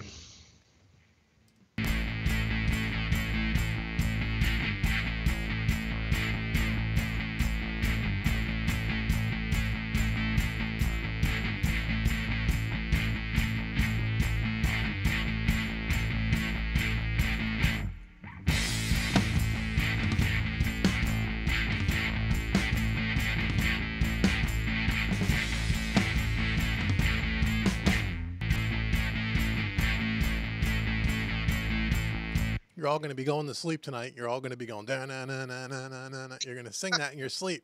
All right. Do we want to do any compression? Let's get rolling. We don't have to. We're not saying we have to. I'm just asking. Or do we just move on to electric guitar 2 and 3, which is going to be probably the same. We're going to start with the same kind of EQ curves because I'm sure it's going to be similar. Rainer says maybe treat like the bass so they work together. That's a good call. Okay, so we did a little. We did kind of a. I can use the same compression settings. It was like a 4-to-1, and we did kind of a slower release, and then we only did about 3 dB. Yeah. Yes, a few other people agreeing with that. There you go. Yes, Rainer, you do type fast. There we go. What's that? Rainer does type fast. He's very quick. He's quick. He's on the ball. Okay. No, that's good. So yeah, now we're compressing at about the same rate as the bass, and we're using the same settings, 4-to-1 ratio, medium slow release, and about 3 dB of compression. Okay. So let's move on. Now, guitar 2 and guitar 3. Let's just see what guitar 2 is doing. We'll start from the same point. We can always tweak. Let me just find what guitar 2 doesn't do a heck of a lot here. If you see here, there's only a couple of little accents here. So let's just see what he's doing. Yeah, they're like little interludes, aren't they? Just doing a little run, a little da-na-na-na-na-na. Yeah, a little counter melodies.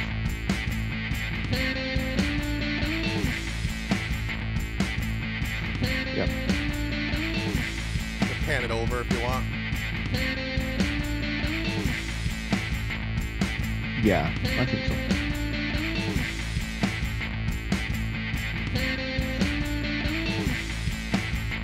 In fact, I am going to be singing tonight.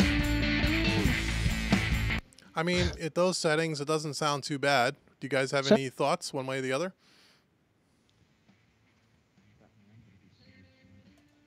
Here's before the plugin, because we're using the same EQ settings as the other guitar. So if I bypass the plugin, here's what it would sound like on its own.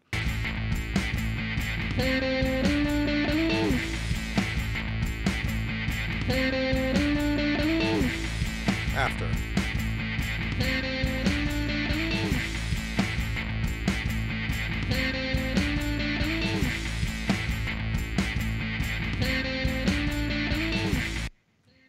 Certainly sounds better. Do you guys have any thoughts on what you want to do with EQ there? Do you want to just leave it what we did on the other guitar?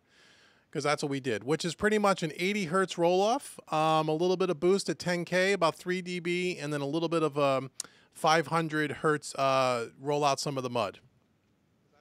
And then, I think that's and then for compression, we pretty much did the same thing. Only 3 dB of compression. Actually, it's a little more. It's about 6. Rainer says maybe a little less air to take it to set it back more. Okay, good idea. So we'll just pull back this a little bit. An I comment says maybe a little bit of extra body.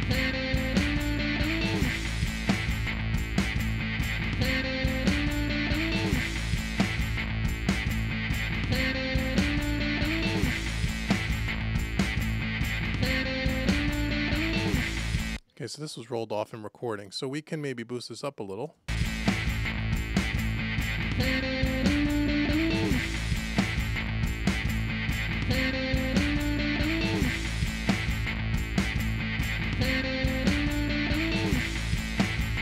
So I got about a 4 dB boost at 100 hertz, which is where you would typically roll off, but to give it a little bit of body, because it is a little thin, I would agree, that gives us a little bit of body.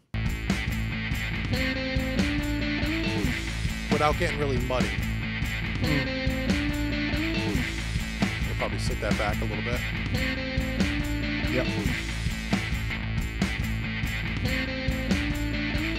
Okay, now electric guitar 3. Let's see what that's playing a little bit more throughout the song, but not as much as guitar 1. So let's just kind of loop this a little bit and see what we got.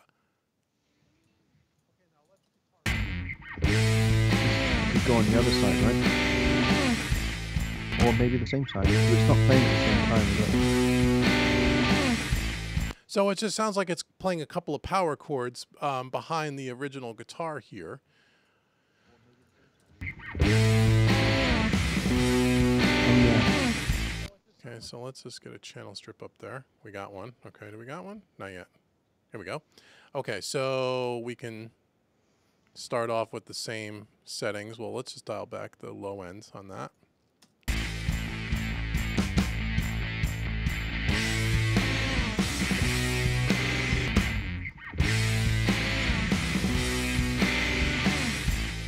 Okay, so there we got a roll off at around 70 hertz, low cut, and then we have a little bit of mud being pulled out at 500. If I put the 500 back, here's what you get.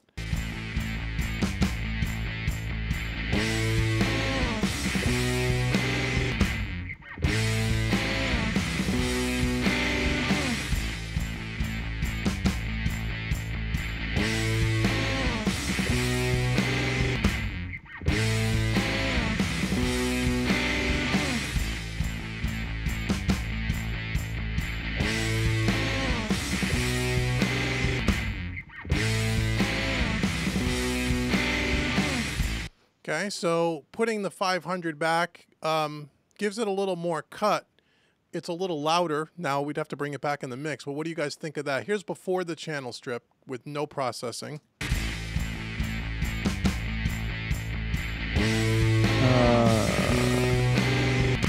Rich says, he says, I'm not actually liking the main guitar. It has no body. Okay. And he says, bring down the volume of guitars 2 and 3. Which I think you were going to Yeah, we were going to do. We're listening to guitar 3 just so we can process it. And then I'm going to bring them back down. And we can go back and tweak guitar 1 if you'd like. So here's guitar 3 with no processing, and then I'll bring it in so you can hear what we kind of ended up with.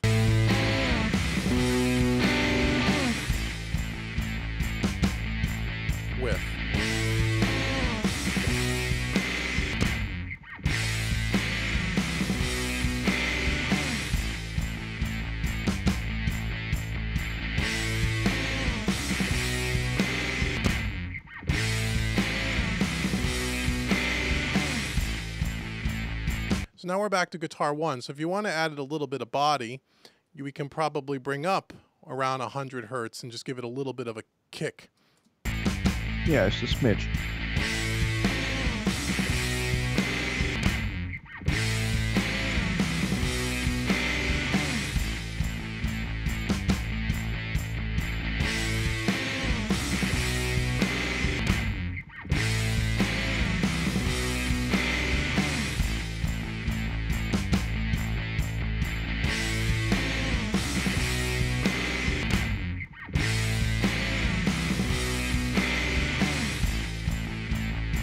What do you guys think of that?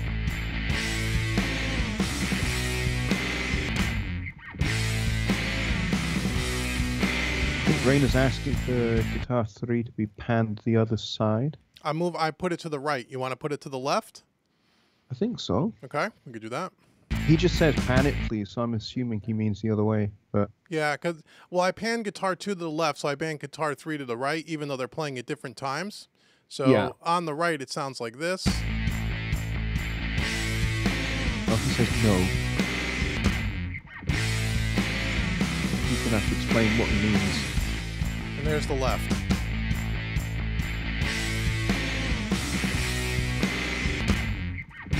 Okay, how's the rest of it sound? So we're on to the last track. You're on to the lead vocal. We didn't do any kind of bus processing on the bass or on the electric guitars, and we don't have to, but just keep that in mind, everyone. Is everyone happy with what we have thus far as bass, guitar, bass, drums, guitars? All right. Rain is clarifying. He says, yes, to the right, please. To the right, please. Okay, so I'm going to go back over to the right. That's where it originally was. Okay, cool. Okay. Nice. All right, so here's kind of what we got before a vocal.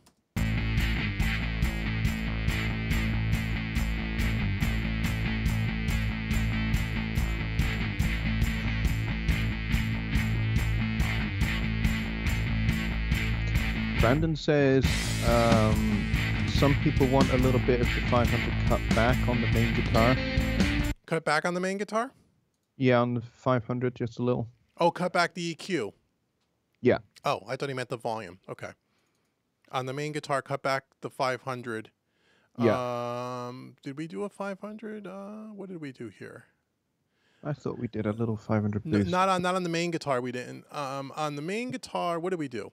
Oh, we rolled off 500. Do you want to put it back?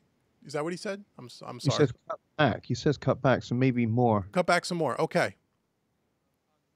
I thought we'd already done the 500 cut. We did, but we can move it even more.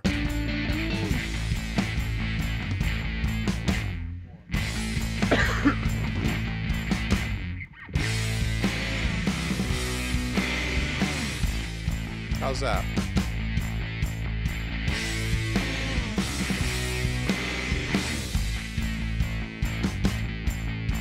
Let's check our master bus here. Oh, Brandon's clarified. He says add back some of the cut rather than cut more. Put the 500 back. Yeah. Oh, I see what he meant. Put 500 back in, not pull back. Yeah, Okay. yeah, just a little less of a cut, I think, is what we're getting at. Okay, got it. So you want to put the 500, a little more mid-range back into that guitar. Yeah. Okay. So we went the wrong way. So now here we go.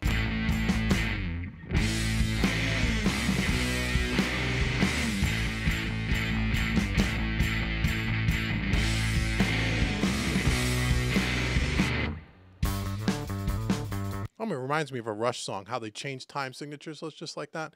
Let's see what this this thing is doing. This CLA plugin. Now that we're through the instrumentation. Yeah, a bit of a slamming thing. That's before. That's after.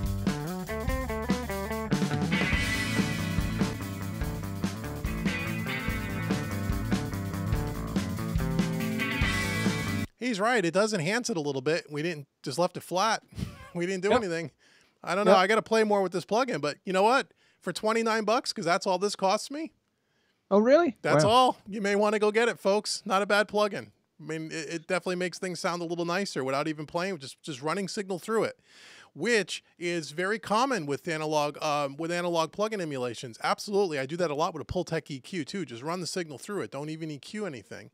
You get the modeling of the transformers. Okay, so let's go to the lead vocal if everybody's cool with that. Now we have 2 vocal tracks here, but they're doubled. So we're just going to stick with 1 for now, because again, I know we're running a little late here. But this was fun. Everyone's getting into this song, and how often do we do a track like this? Not very often. So let's I forget what this vocal sounds like. Okay, proceed with caution, as they say. Here's our lead vocal. If you knew me, for you met me, you would know how much you changed me. If you knew me, for you met me, you would know how much you changed me. Words cannot describe resurrection you supplied. All right. If you knew me. Okay, what do you want to do that vocal? It's actually better than I thought it was going to be. Okay, so yeah, I like this song. I see it now. I've listened to it long enough now. I think I like it. So, and you guys are doing a good job with the mix, by the way. Anything we want to do with this vocal, EQ wise? Let's start there. For you met me, you would know how much you changed me. If you knew me, for you met me, you would know how much you changed me. Is there a gun plugin? No, I'm only kidding. What's up? Is there a gun plugin? I'm only kidding. I'll tell you what. I mean, well, let's see what the chat says. What do you guys want to do?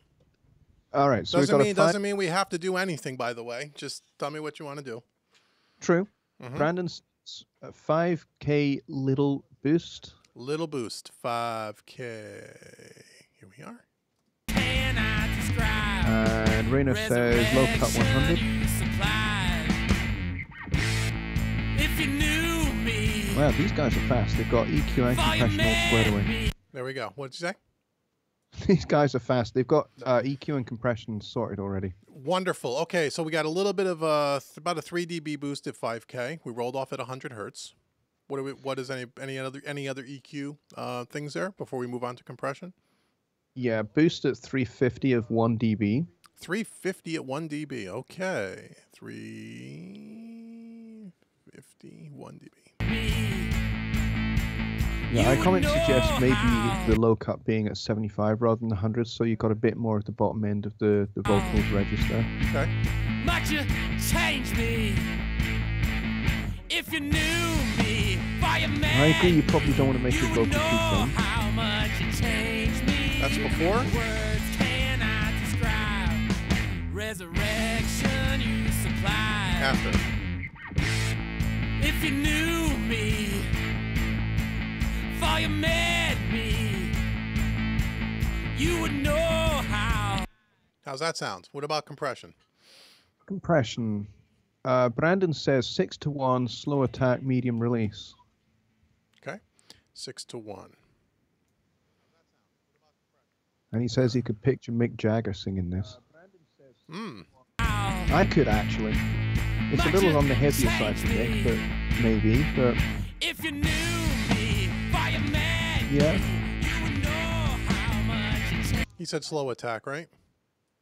Slow attack, yes. Change me. Words cannot describe. Resurrection you supplied. If you knew me, for you met me, you would know how much you changed me. If you knew me, for you met That's before the channel you would strip. know how much you changed me. Words cannot describe. After. Resurrection you supplied. So we're doing about 3 dB on the heaviest notes, 6 dB of compression. But it pulls the vocal right up front, and that's what I think we want to do here, because this song, this style of song, that vocal needs to be right here, right in front of your face. It needs to be in your face and obnoxious like the rest of the instrumentation, which is great. That's the vibe. It's right. That's the vibe of this kind of a song, right? So we're trying to serve the song. So that was a good call. Now I'm just gonna quite frankly just copy and paste over for the second vocal track, because it just doubles everything. So let's just see what that does when we blend them together. If you knew me, for you met me. iComment says, I'm just afraid that all the mixing credits won't fit on the vinyl cover. Yeah. Oh, how much you changed me. If you knew me, for you met me, you would know how much you changed me. Words cannot describe. Resurrection you supplied. If you knew me, for you met me, Check our master bus. you here. would know how much you changed me. If you knew me, for you met me, you would know how much you changed me. Words cannot describe. Resurrection you supplied.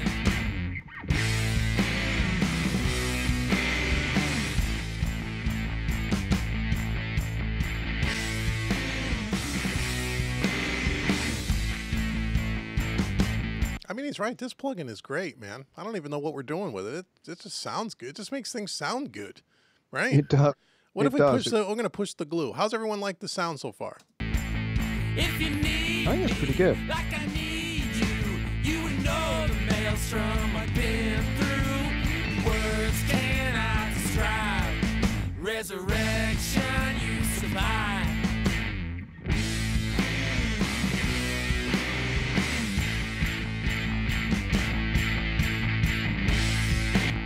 If you knew me, Yeah, folks are talking about panning that doubled vocal. Huh? They Folks don't- are talking about panning the double vocal. Yeah, we could do that. Sure. you met Like maybe me, just 10% to the right or something. you would know how much you changed me. There we go. If you knew me, for you met me, you would know how much you changed me. Words cannot describe. I figure let's just push the drive, because what the hell? Everything else is all distorted to death. So why not do that, right? Let's just push it and just see what it sounds. You know? I mean, that's the vibe of this. This song is supposed to sound gritty and kind of, you know, on the verge of like exploding through the speakers. That's what this is supposed to sound like. At least in my head, that's what it would sound like. Resurrection you supplied.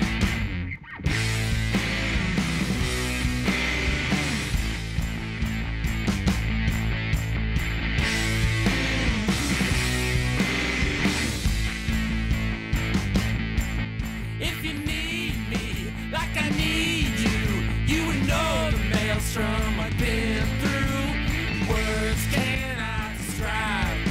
Resurrection you supply.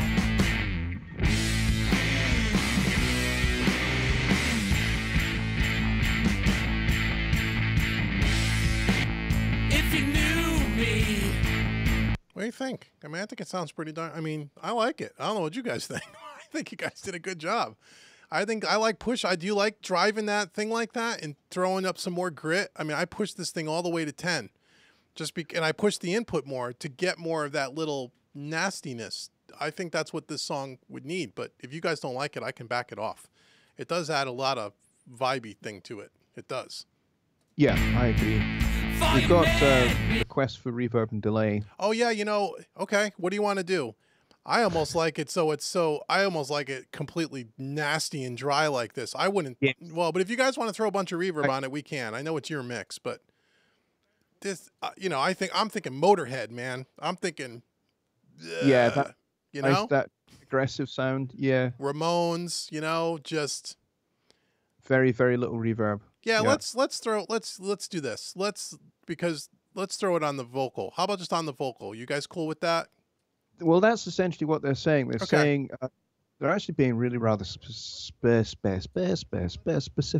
Okay. They're saying if you go into reverb or delay, pan the reverb or delay to the same amount as the second vocal to the opposite side. That way it sounds big. Okay, we can do that. Let's use a really nice reverb though. Let's not use the stock reverb. Let's use. I got a nice plate reverb from Universal Audio that I just got. They did a review on not too long ago. Yeah, they're just talking about the second vocal. Yes. Okay. We'll do it as a send. It's pure plate, right? That's what they call it. Pure plate. Where is it? Here it is. Okay, so we'll do it as a send. We'll set it up. And we'll do 100% wet, because why not? We'll pan it over to the right. The opposite, you want to go to the opposite, so it's going to go to the left because that vocal's going to the right. I see what they're saying. Yeah. Guys are getting all fancy. They are, aren't they? That's good, though. That's good, man. All right, so let's do it. So just the second vocal. So if the second vocal is panned 30% to the right, we're going to move the reverb over 30% roughly to the left. And then we're going to send it. We're going to go call it verb 1. Well, we'll just go voc verb, right? Yep. Voc verb. Okay, here we go. And we'll, oh, what the hell? Let's just pick a preset because I know they got really good presets here too. Let's just pick a vocal plate, a nice little vocal. Something that's not too crazy, right? Because we don't want to drown this thing in. No. All right, we're going to go ahead and we're going to pull over the 30%. Let's just see what we're going to go 100% wet. We're going to just tuck it underneath. Is there a built-in high pass on that reverb plug? There's a bass and treble, so we can roll off the treble. How's that? Well, there's not a high pass per se, but there's like an EQ control, so I'll just take off some of the high end. So here's what we got. We'll do a pre-fader deal here, and we'll bring it up, and we'll just tuck it in. Let's see what this does. You would know how. Okay. How much you changed me. If you knew me, why you mad me? You would know how much you changed me. Words cannot describe. There's our plate. I love this plate. Okay, so here's I'll do a before and after. I think I can just shift mute, right? Shift. Yes. Okay, so I'll just toggle it in and out. You guys tell me how much of this reverb you actually want to hear. Resurrection you supplied.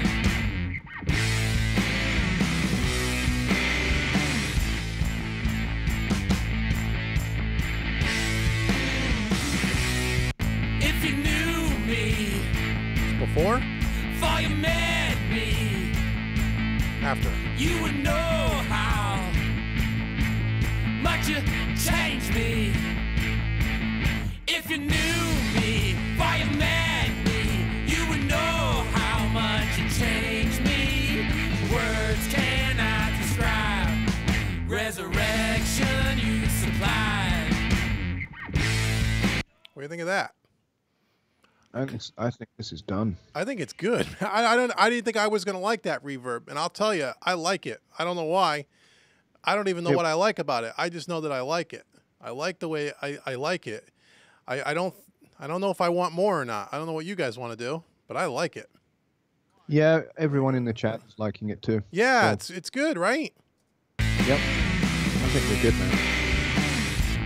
If you knew me, for you met me, you would know as Bandit Entertainment says, this song is going to be stuck in my head. It's gonna be. I'm gonna be going to bed doing this.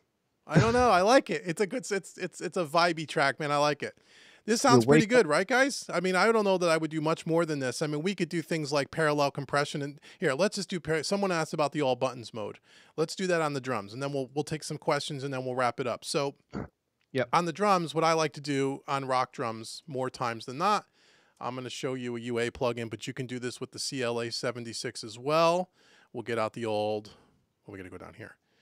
You can actually do this with the PreSonus Fat channel using the 1176. Oh on yeah, there. you can do. Yep, same exact thing. Yep, you could do that. So pretty good. Yeah, we take the stereo version here because it's a stereo track, right? And we're going to do what's called all buttons, which on this plugin, if you hold the shift key and click the 20:1 ratio, you'll see all the buttons go in. Okay, now the trick to this is just all the way to the right, fast release, low attack. Turn down this a little bit, and then we got to send everything. We got to send the drums to it. Now, a lot of guys will just do kick and snare, which is cool. I like doing everything except rooms. Yeah, I like doing everything. So we're going to send it over drum bus. We're going to do pre-fader, and we're going to we'll just do 0 dB on the send level, and then we're just going to drag it over. I don't always like to do overheads, but these overheads were recorded really well, and the cymbals don't sound harsh to me, so we'll do it with the overheads. And we can always back off the send level a little bit if we think it's getting to be a little much. Okay? And then we just play it back. Well, first let's get over here. I want to turn it down, so it's going to be obnoxious at first. So let me just turn this down. Here we go. Might you change me if you knew me, fireman? asking if these tracks are available. They can be, maybe. I went to the wrong bus. I went to drum bus. Why don't I hear anything? It's P drums, not drum bus. That's why I went to the wrong thing. Sorry about that, guys. They probably could be made available. Let me work on that.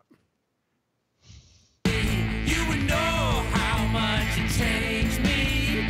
Words cannot describe. Is this one from your? Is this a tune from your library, Dave? Mm-hmm. Uh-huh.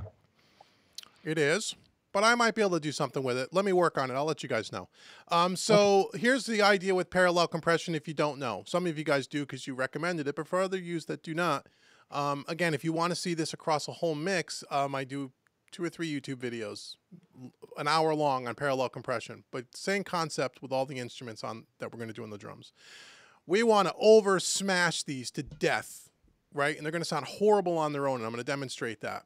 And the thinking is, like what we've done up to this point on the SSL with the drums, is we did very light compression. If you remember, we did about 2 to 3 dB of compression, 2:1 ratio, very light, very controlled.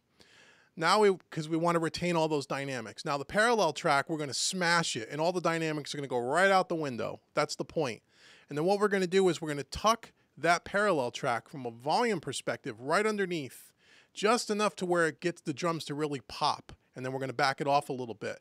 And what this does, not only on drums, but when you do this on bass and on guitars and on vocals, it will add a nice depth to your mix and a nice thickness to your mix, but it won't sound muddy and it won't sound over compressed because the louder tracks are going to be the ones where we just kind of control the compression with 2 to 3 dB of compression. Follow? So here's what, let's just solo up the drums so we can demonstrate this. Here is the regular drum bus. Okay.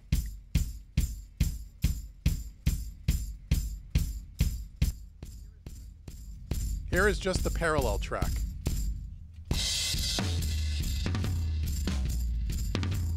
See, we're doing what? 15 dB of compression. Now we hear the kick drum distorting a little bit, and this is where I would take down the send level of the kick a little bit.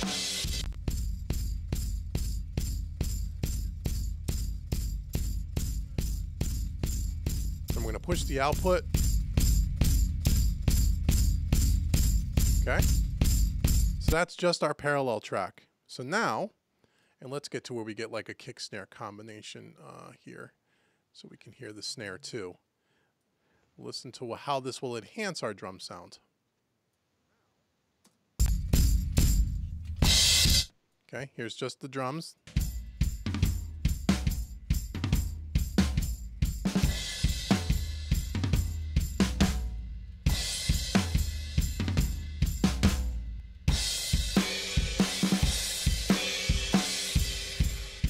Before.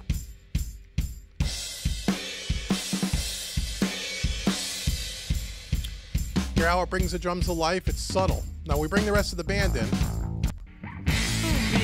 Fireman, you would know how much it changed me. Words cannot describe. Resurrection you supplied.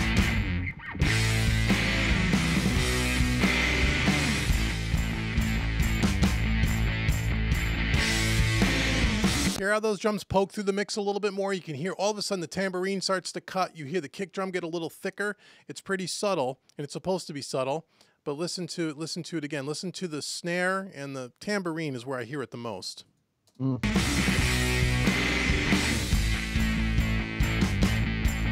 If you need me, like I need, if you knew me, fireman me, you would know how much it changed me. Words cannot describe. Resurrection you supplied. So here, when you take it away, it almost seems like the drums kind of fold in. They almost collapse a little bit. And then when you bring the parallel track in and you just tuck it underneath, it doesn't really get louder. It's not a volume shift, very slightly. It's a thickness thing. It's a feel thing. And when you do this with all of the instruments, which we really don't have time for today, and then you bypass all of the parallel tracks, you hear like the mix almost falls apart. And when you bring the parallel tracks in, it really just takes the mix up another level. So that's kind of parallel compression. And again, on all the tracks, I would do the same thing on bass. I would over compress it. Same thing on vocals. I would over compress it, and then I just tuck them in underneath. I have a few YouTube videos on that. But for this track, the drums, it really helps.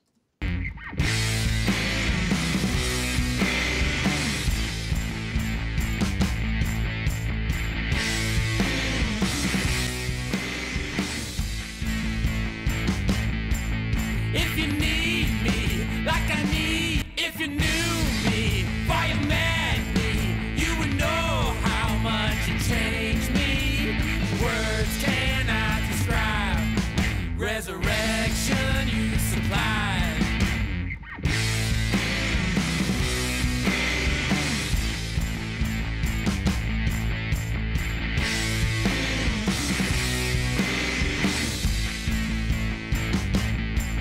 If you need me, like I need you. Now I feel like the drums need some reverb. Is that okay with you guys? I know we want to end this, but now I feel like the drums need some reverb. Just a little. We're going to use the Slate Digital Verb Suites Classic. This will really make this drum sound nice. You watch. Drum bus. I know. I've hijacked your guys' mix. I actually agree with you. They did a good job, man. I mean, you guys, I love that vocal reverb thing. You guys, whoever suggested to do that panning thing with the reverb, that was a nice call. I didn't think of that. That was nice. Let's see. So let's go to the Verb Suites Classic and let's drop that on the drum. He's got a really nice preset in this thing called what's it called? Live Room 1 or Live Room 2? I forget. This is a great plugin. If you guys don't have it, you should check it out. Yeah, realistic full drum room. Oh, nice. Wait till you hear this thing. What it's going to do to these drums. Because now that I hear that, reverb on that vocal, I feel like the drums, there needs to be some drum verb there. Okay, so let's send everything over, like we did with the. So we're going to go to drum verb. We're going to do a pre-fader deal, and we're going to copy it. Come on.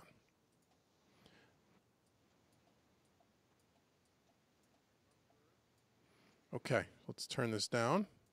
You would know the maelstrom I've been through. Words cannot describe. Resurrection you survive.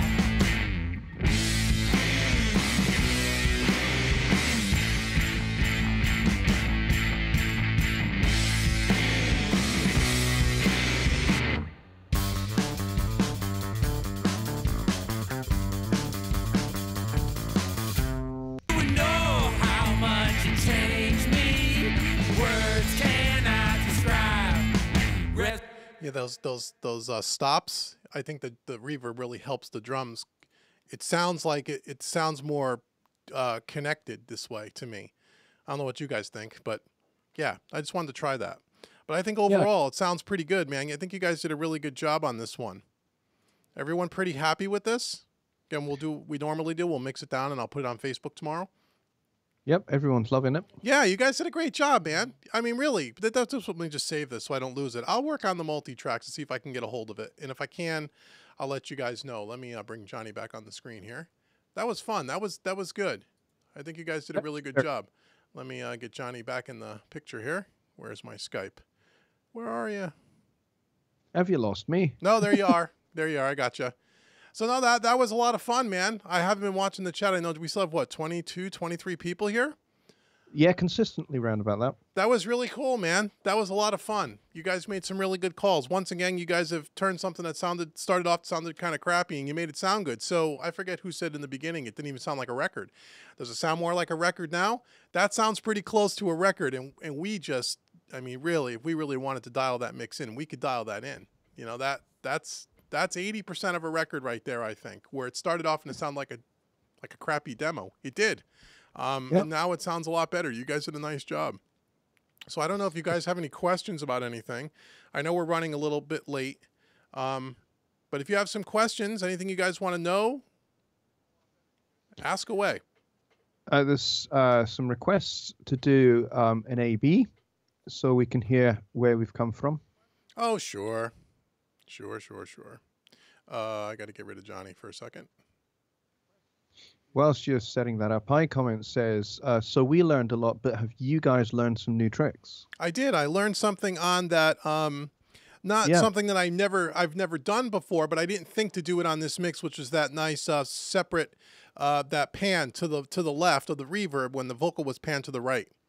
Yeah, the pan verb thing. That was cool. That was cool. I've done that very infrequently, but it's not something I would have thought of in this mix. So that was really good. Oh, Johnny's on the screen now. Okay, there you go. So were you there? Okay, so let's do a before and after. I'll bring Johnny up here. Let's Oh no, I've got to switch the camera. Hold on, because people are going to go, oh no, they don't care. They can see me. They can see both now. They just want to hear the before and after. Okay. All right. So if we start over with way over here like this. Okay, so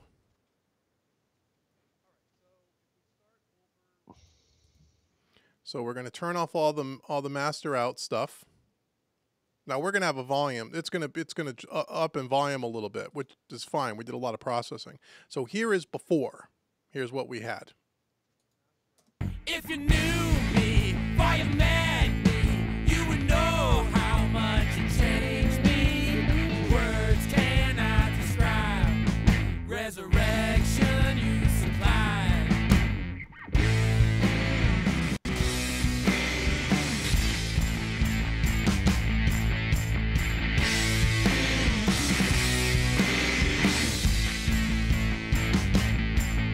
So that's after. I mean, that's pretty noticeable difference to me anyway. What'd you guys think? That's before and after. Does that work for you? How's that? I'll bring Johnny back. Can I bring Johnny back? There he is. Yep. So yeah, so I learned something this time for sure. And that's what I like about this stuff. You know, we're trying to teach, but also, there's people with all different experience levels here, and there's a million ways to do these things, right? So, someone comes up with a trick or something that they do in their workflow. I'm glad you guys share that with us, because now it's something for me to think about. So yeah, I learned something as well for sure. Yeah. So that's really, really cool. So I think you guys did a great job. Anything else that you guys want to ask? If not, we're going to wrap it up, because I need to eat dinner and I'm sure Johnny needs to go to bed. But if you have some questions, certainly I'll stick around for a few minutes and we can answer some. Ice Mike says, do you ever put compression on the reverbs or delays after the send return? Not typically. I have done it before. You can get some good results with it. I don't get that complicated with reverbs and delays myself personally. I try to keep them things very simple when it comes to reverbs and delays. So not usually, because the way I typically use reverbs and delays, and again, I know it depends on the track, but for most of the stuff that I work on, it's very subtle. It's there to where you almost really don't even hear it. It's really just to give size. And I guess you can use compression on the reverb to give it some more size. But I don't typically. But again, that's another thing that I've heard people do. You know, but I don't usually use reverb and delay that way with compression. Yeah, likewise. It's not something I do either. Movie Kid says, isn't there a button to switch all plugins off at once? Yes, there is. In Studio One, there is. Yeah, there is. I just highlight and click because that's just, yeah, there is. I'm so used to, it's like, you know, the muscle memory takes over and yeah, there is probably a shorter way to do that. You know how it is when you get into your way of doing things, you just start doing things and then you find out later, you could probably have done that a little quicker, you know? There is a single button you can click in Studio One that just turns off all your plugins. So yeah, I know where it is. I just didn't think to use it. But you're right. You're absolutely right. So what else do we got? Anything else? Any other questions? Anything else you guys want to know about anything? It doesn't have to be about this mix in particular. Scribble says, how to use a limiter.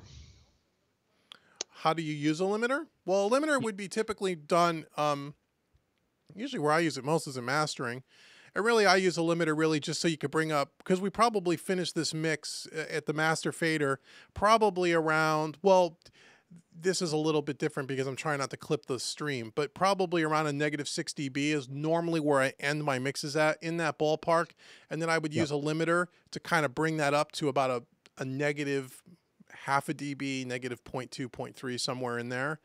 So that's how you use a limiter. A limiter is nothing more really than just, it's really a compressor is really what it is. Some people call it a brick wall limiter, meaning that you set a threshold or a ceiling, they'll call it. Let's say you wanted to put negative half a dB at your ceiling or your threshold. And what that means is when the audio will never cross that wall. So they call it a brick wall. It'll never cross that point. As soon as it starts to go above that point, the limiter or the compressor is going to push it down. And that's what it does. So you don't clip. The thing about a limiter you want to be careful of, though, is you can, if you use it, if you're not sparing with it and you hit things too hard, what's going to happen is the music, you're going to feel the pulsation of the music, which could be desirable. I mean, but I usually would do that kind of a thing with my mix bus compressor and then my limiter. For me, I just use it. I just use it to kind of just finish it off from a volume perspective. Although there's a lot of fancy ways you can use a limiter. It's just I just don't use it that way myself. So that's what it is. So I just use it as just to bring up the overall volume of the track to an industry standard level. That's the quick how you use it or what you use it for. The only other application I have for the limiter is with voiceovers. I don't tend, if I'm recording a voiceover for an audiobook or something like that, I don't tend to use a compressor. I'll use a limiter to do essentially the same job. It just it compresses that a little bit more aggressively, which gives you a much warmer vocal sound for a voiceover. Oh, okay. Yeah, when it's not music, when it's just dialogue. Yeah, right. I could see that. So you still retain those dynamics in your speaking voice, but it never allows you to get to any kind of clipping. Exactly. Cool. Yep. Yeah. That makes a lot of sense. That makes a lot of sense. You can use it to. I mean, with music, you're only using it in mastering. You're only using it to stop peaks and maybe glue the whole mix together a little bit. So you're only looking at like maybe a dB or so, maybe less. Yeah. But with using it in a voiceover context, you can allow it to go 5, 6, 7, 8 dB of gain reduction. Well, there you go. Right. Okay. Because it's only just one single voice. It's not a whole pile of sounds. It's just one sound that you're dealing with, right? Yep. Right. That makes sense.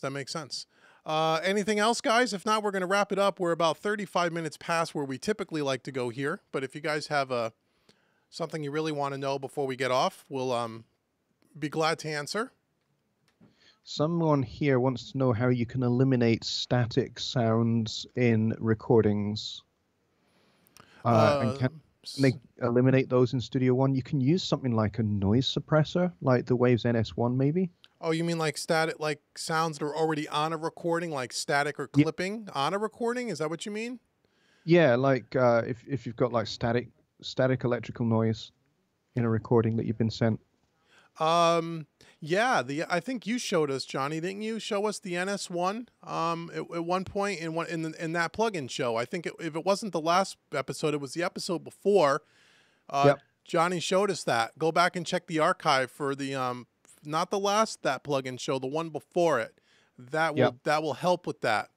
Um, it depends how bad it is. If it's real bad, you might be stuck. But if you need something that's just here and there, just to kind of pull some of that out, then NS1 seemed to do the trick. Yeah, Brandon says maybe use a gate to deal with that. I would say maybe use an expander if you've not got access to something like a noise suppressor. Maybe use an Yeah. expander because you'll get a more or more smooth effect. I think more subtle. Yeah, yeah. I mean, an expander is like a gate, but just the opposite way, right? Yeah. Yeah, So exactly. yeah, no, that Brandon's right. You could try that as well for sure. Yep. Yeah. So any other questions that we got going on in the chat? At the moment, as I'm seeing, that's pretty much about it. Okay, cool. Well, thanks so much, guys. Again, we still have about 20 people here, which is fantastic. That's about, and you guys really participated a lot. I mean, you guys really did a great job. And again, I'll post it on our Facebook page, maybe tomorrow. Tomorrow's Sunday, right? Yeah, Sunday. And you guys can check that out. And if I can get the multi-tracks, I'll let you guys know. I'll put a link in the, I'll have a download link in the Facebook page if I can, in fact, get the permission to do that. I think I can. Let me just check, okay? And that's it. So until the next time, which I don't know when it is, I don't think it's next week. I think it's the week after. We'll probably be doing another live stream soon. Yes. So And yep. we'll do more stuff. There'll be another interactive mixing date. We already have it as a matter. We've already scheduled them out for the rest of the year.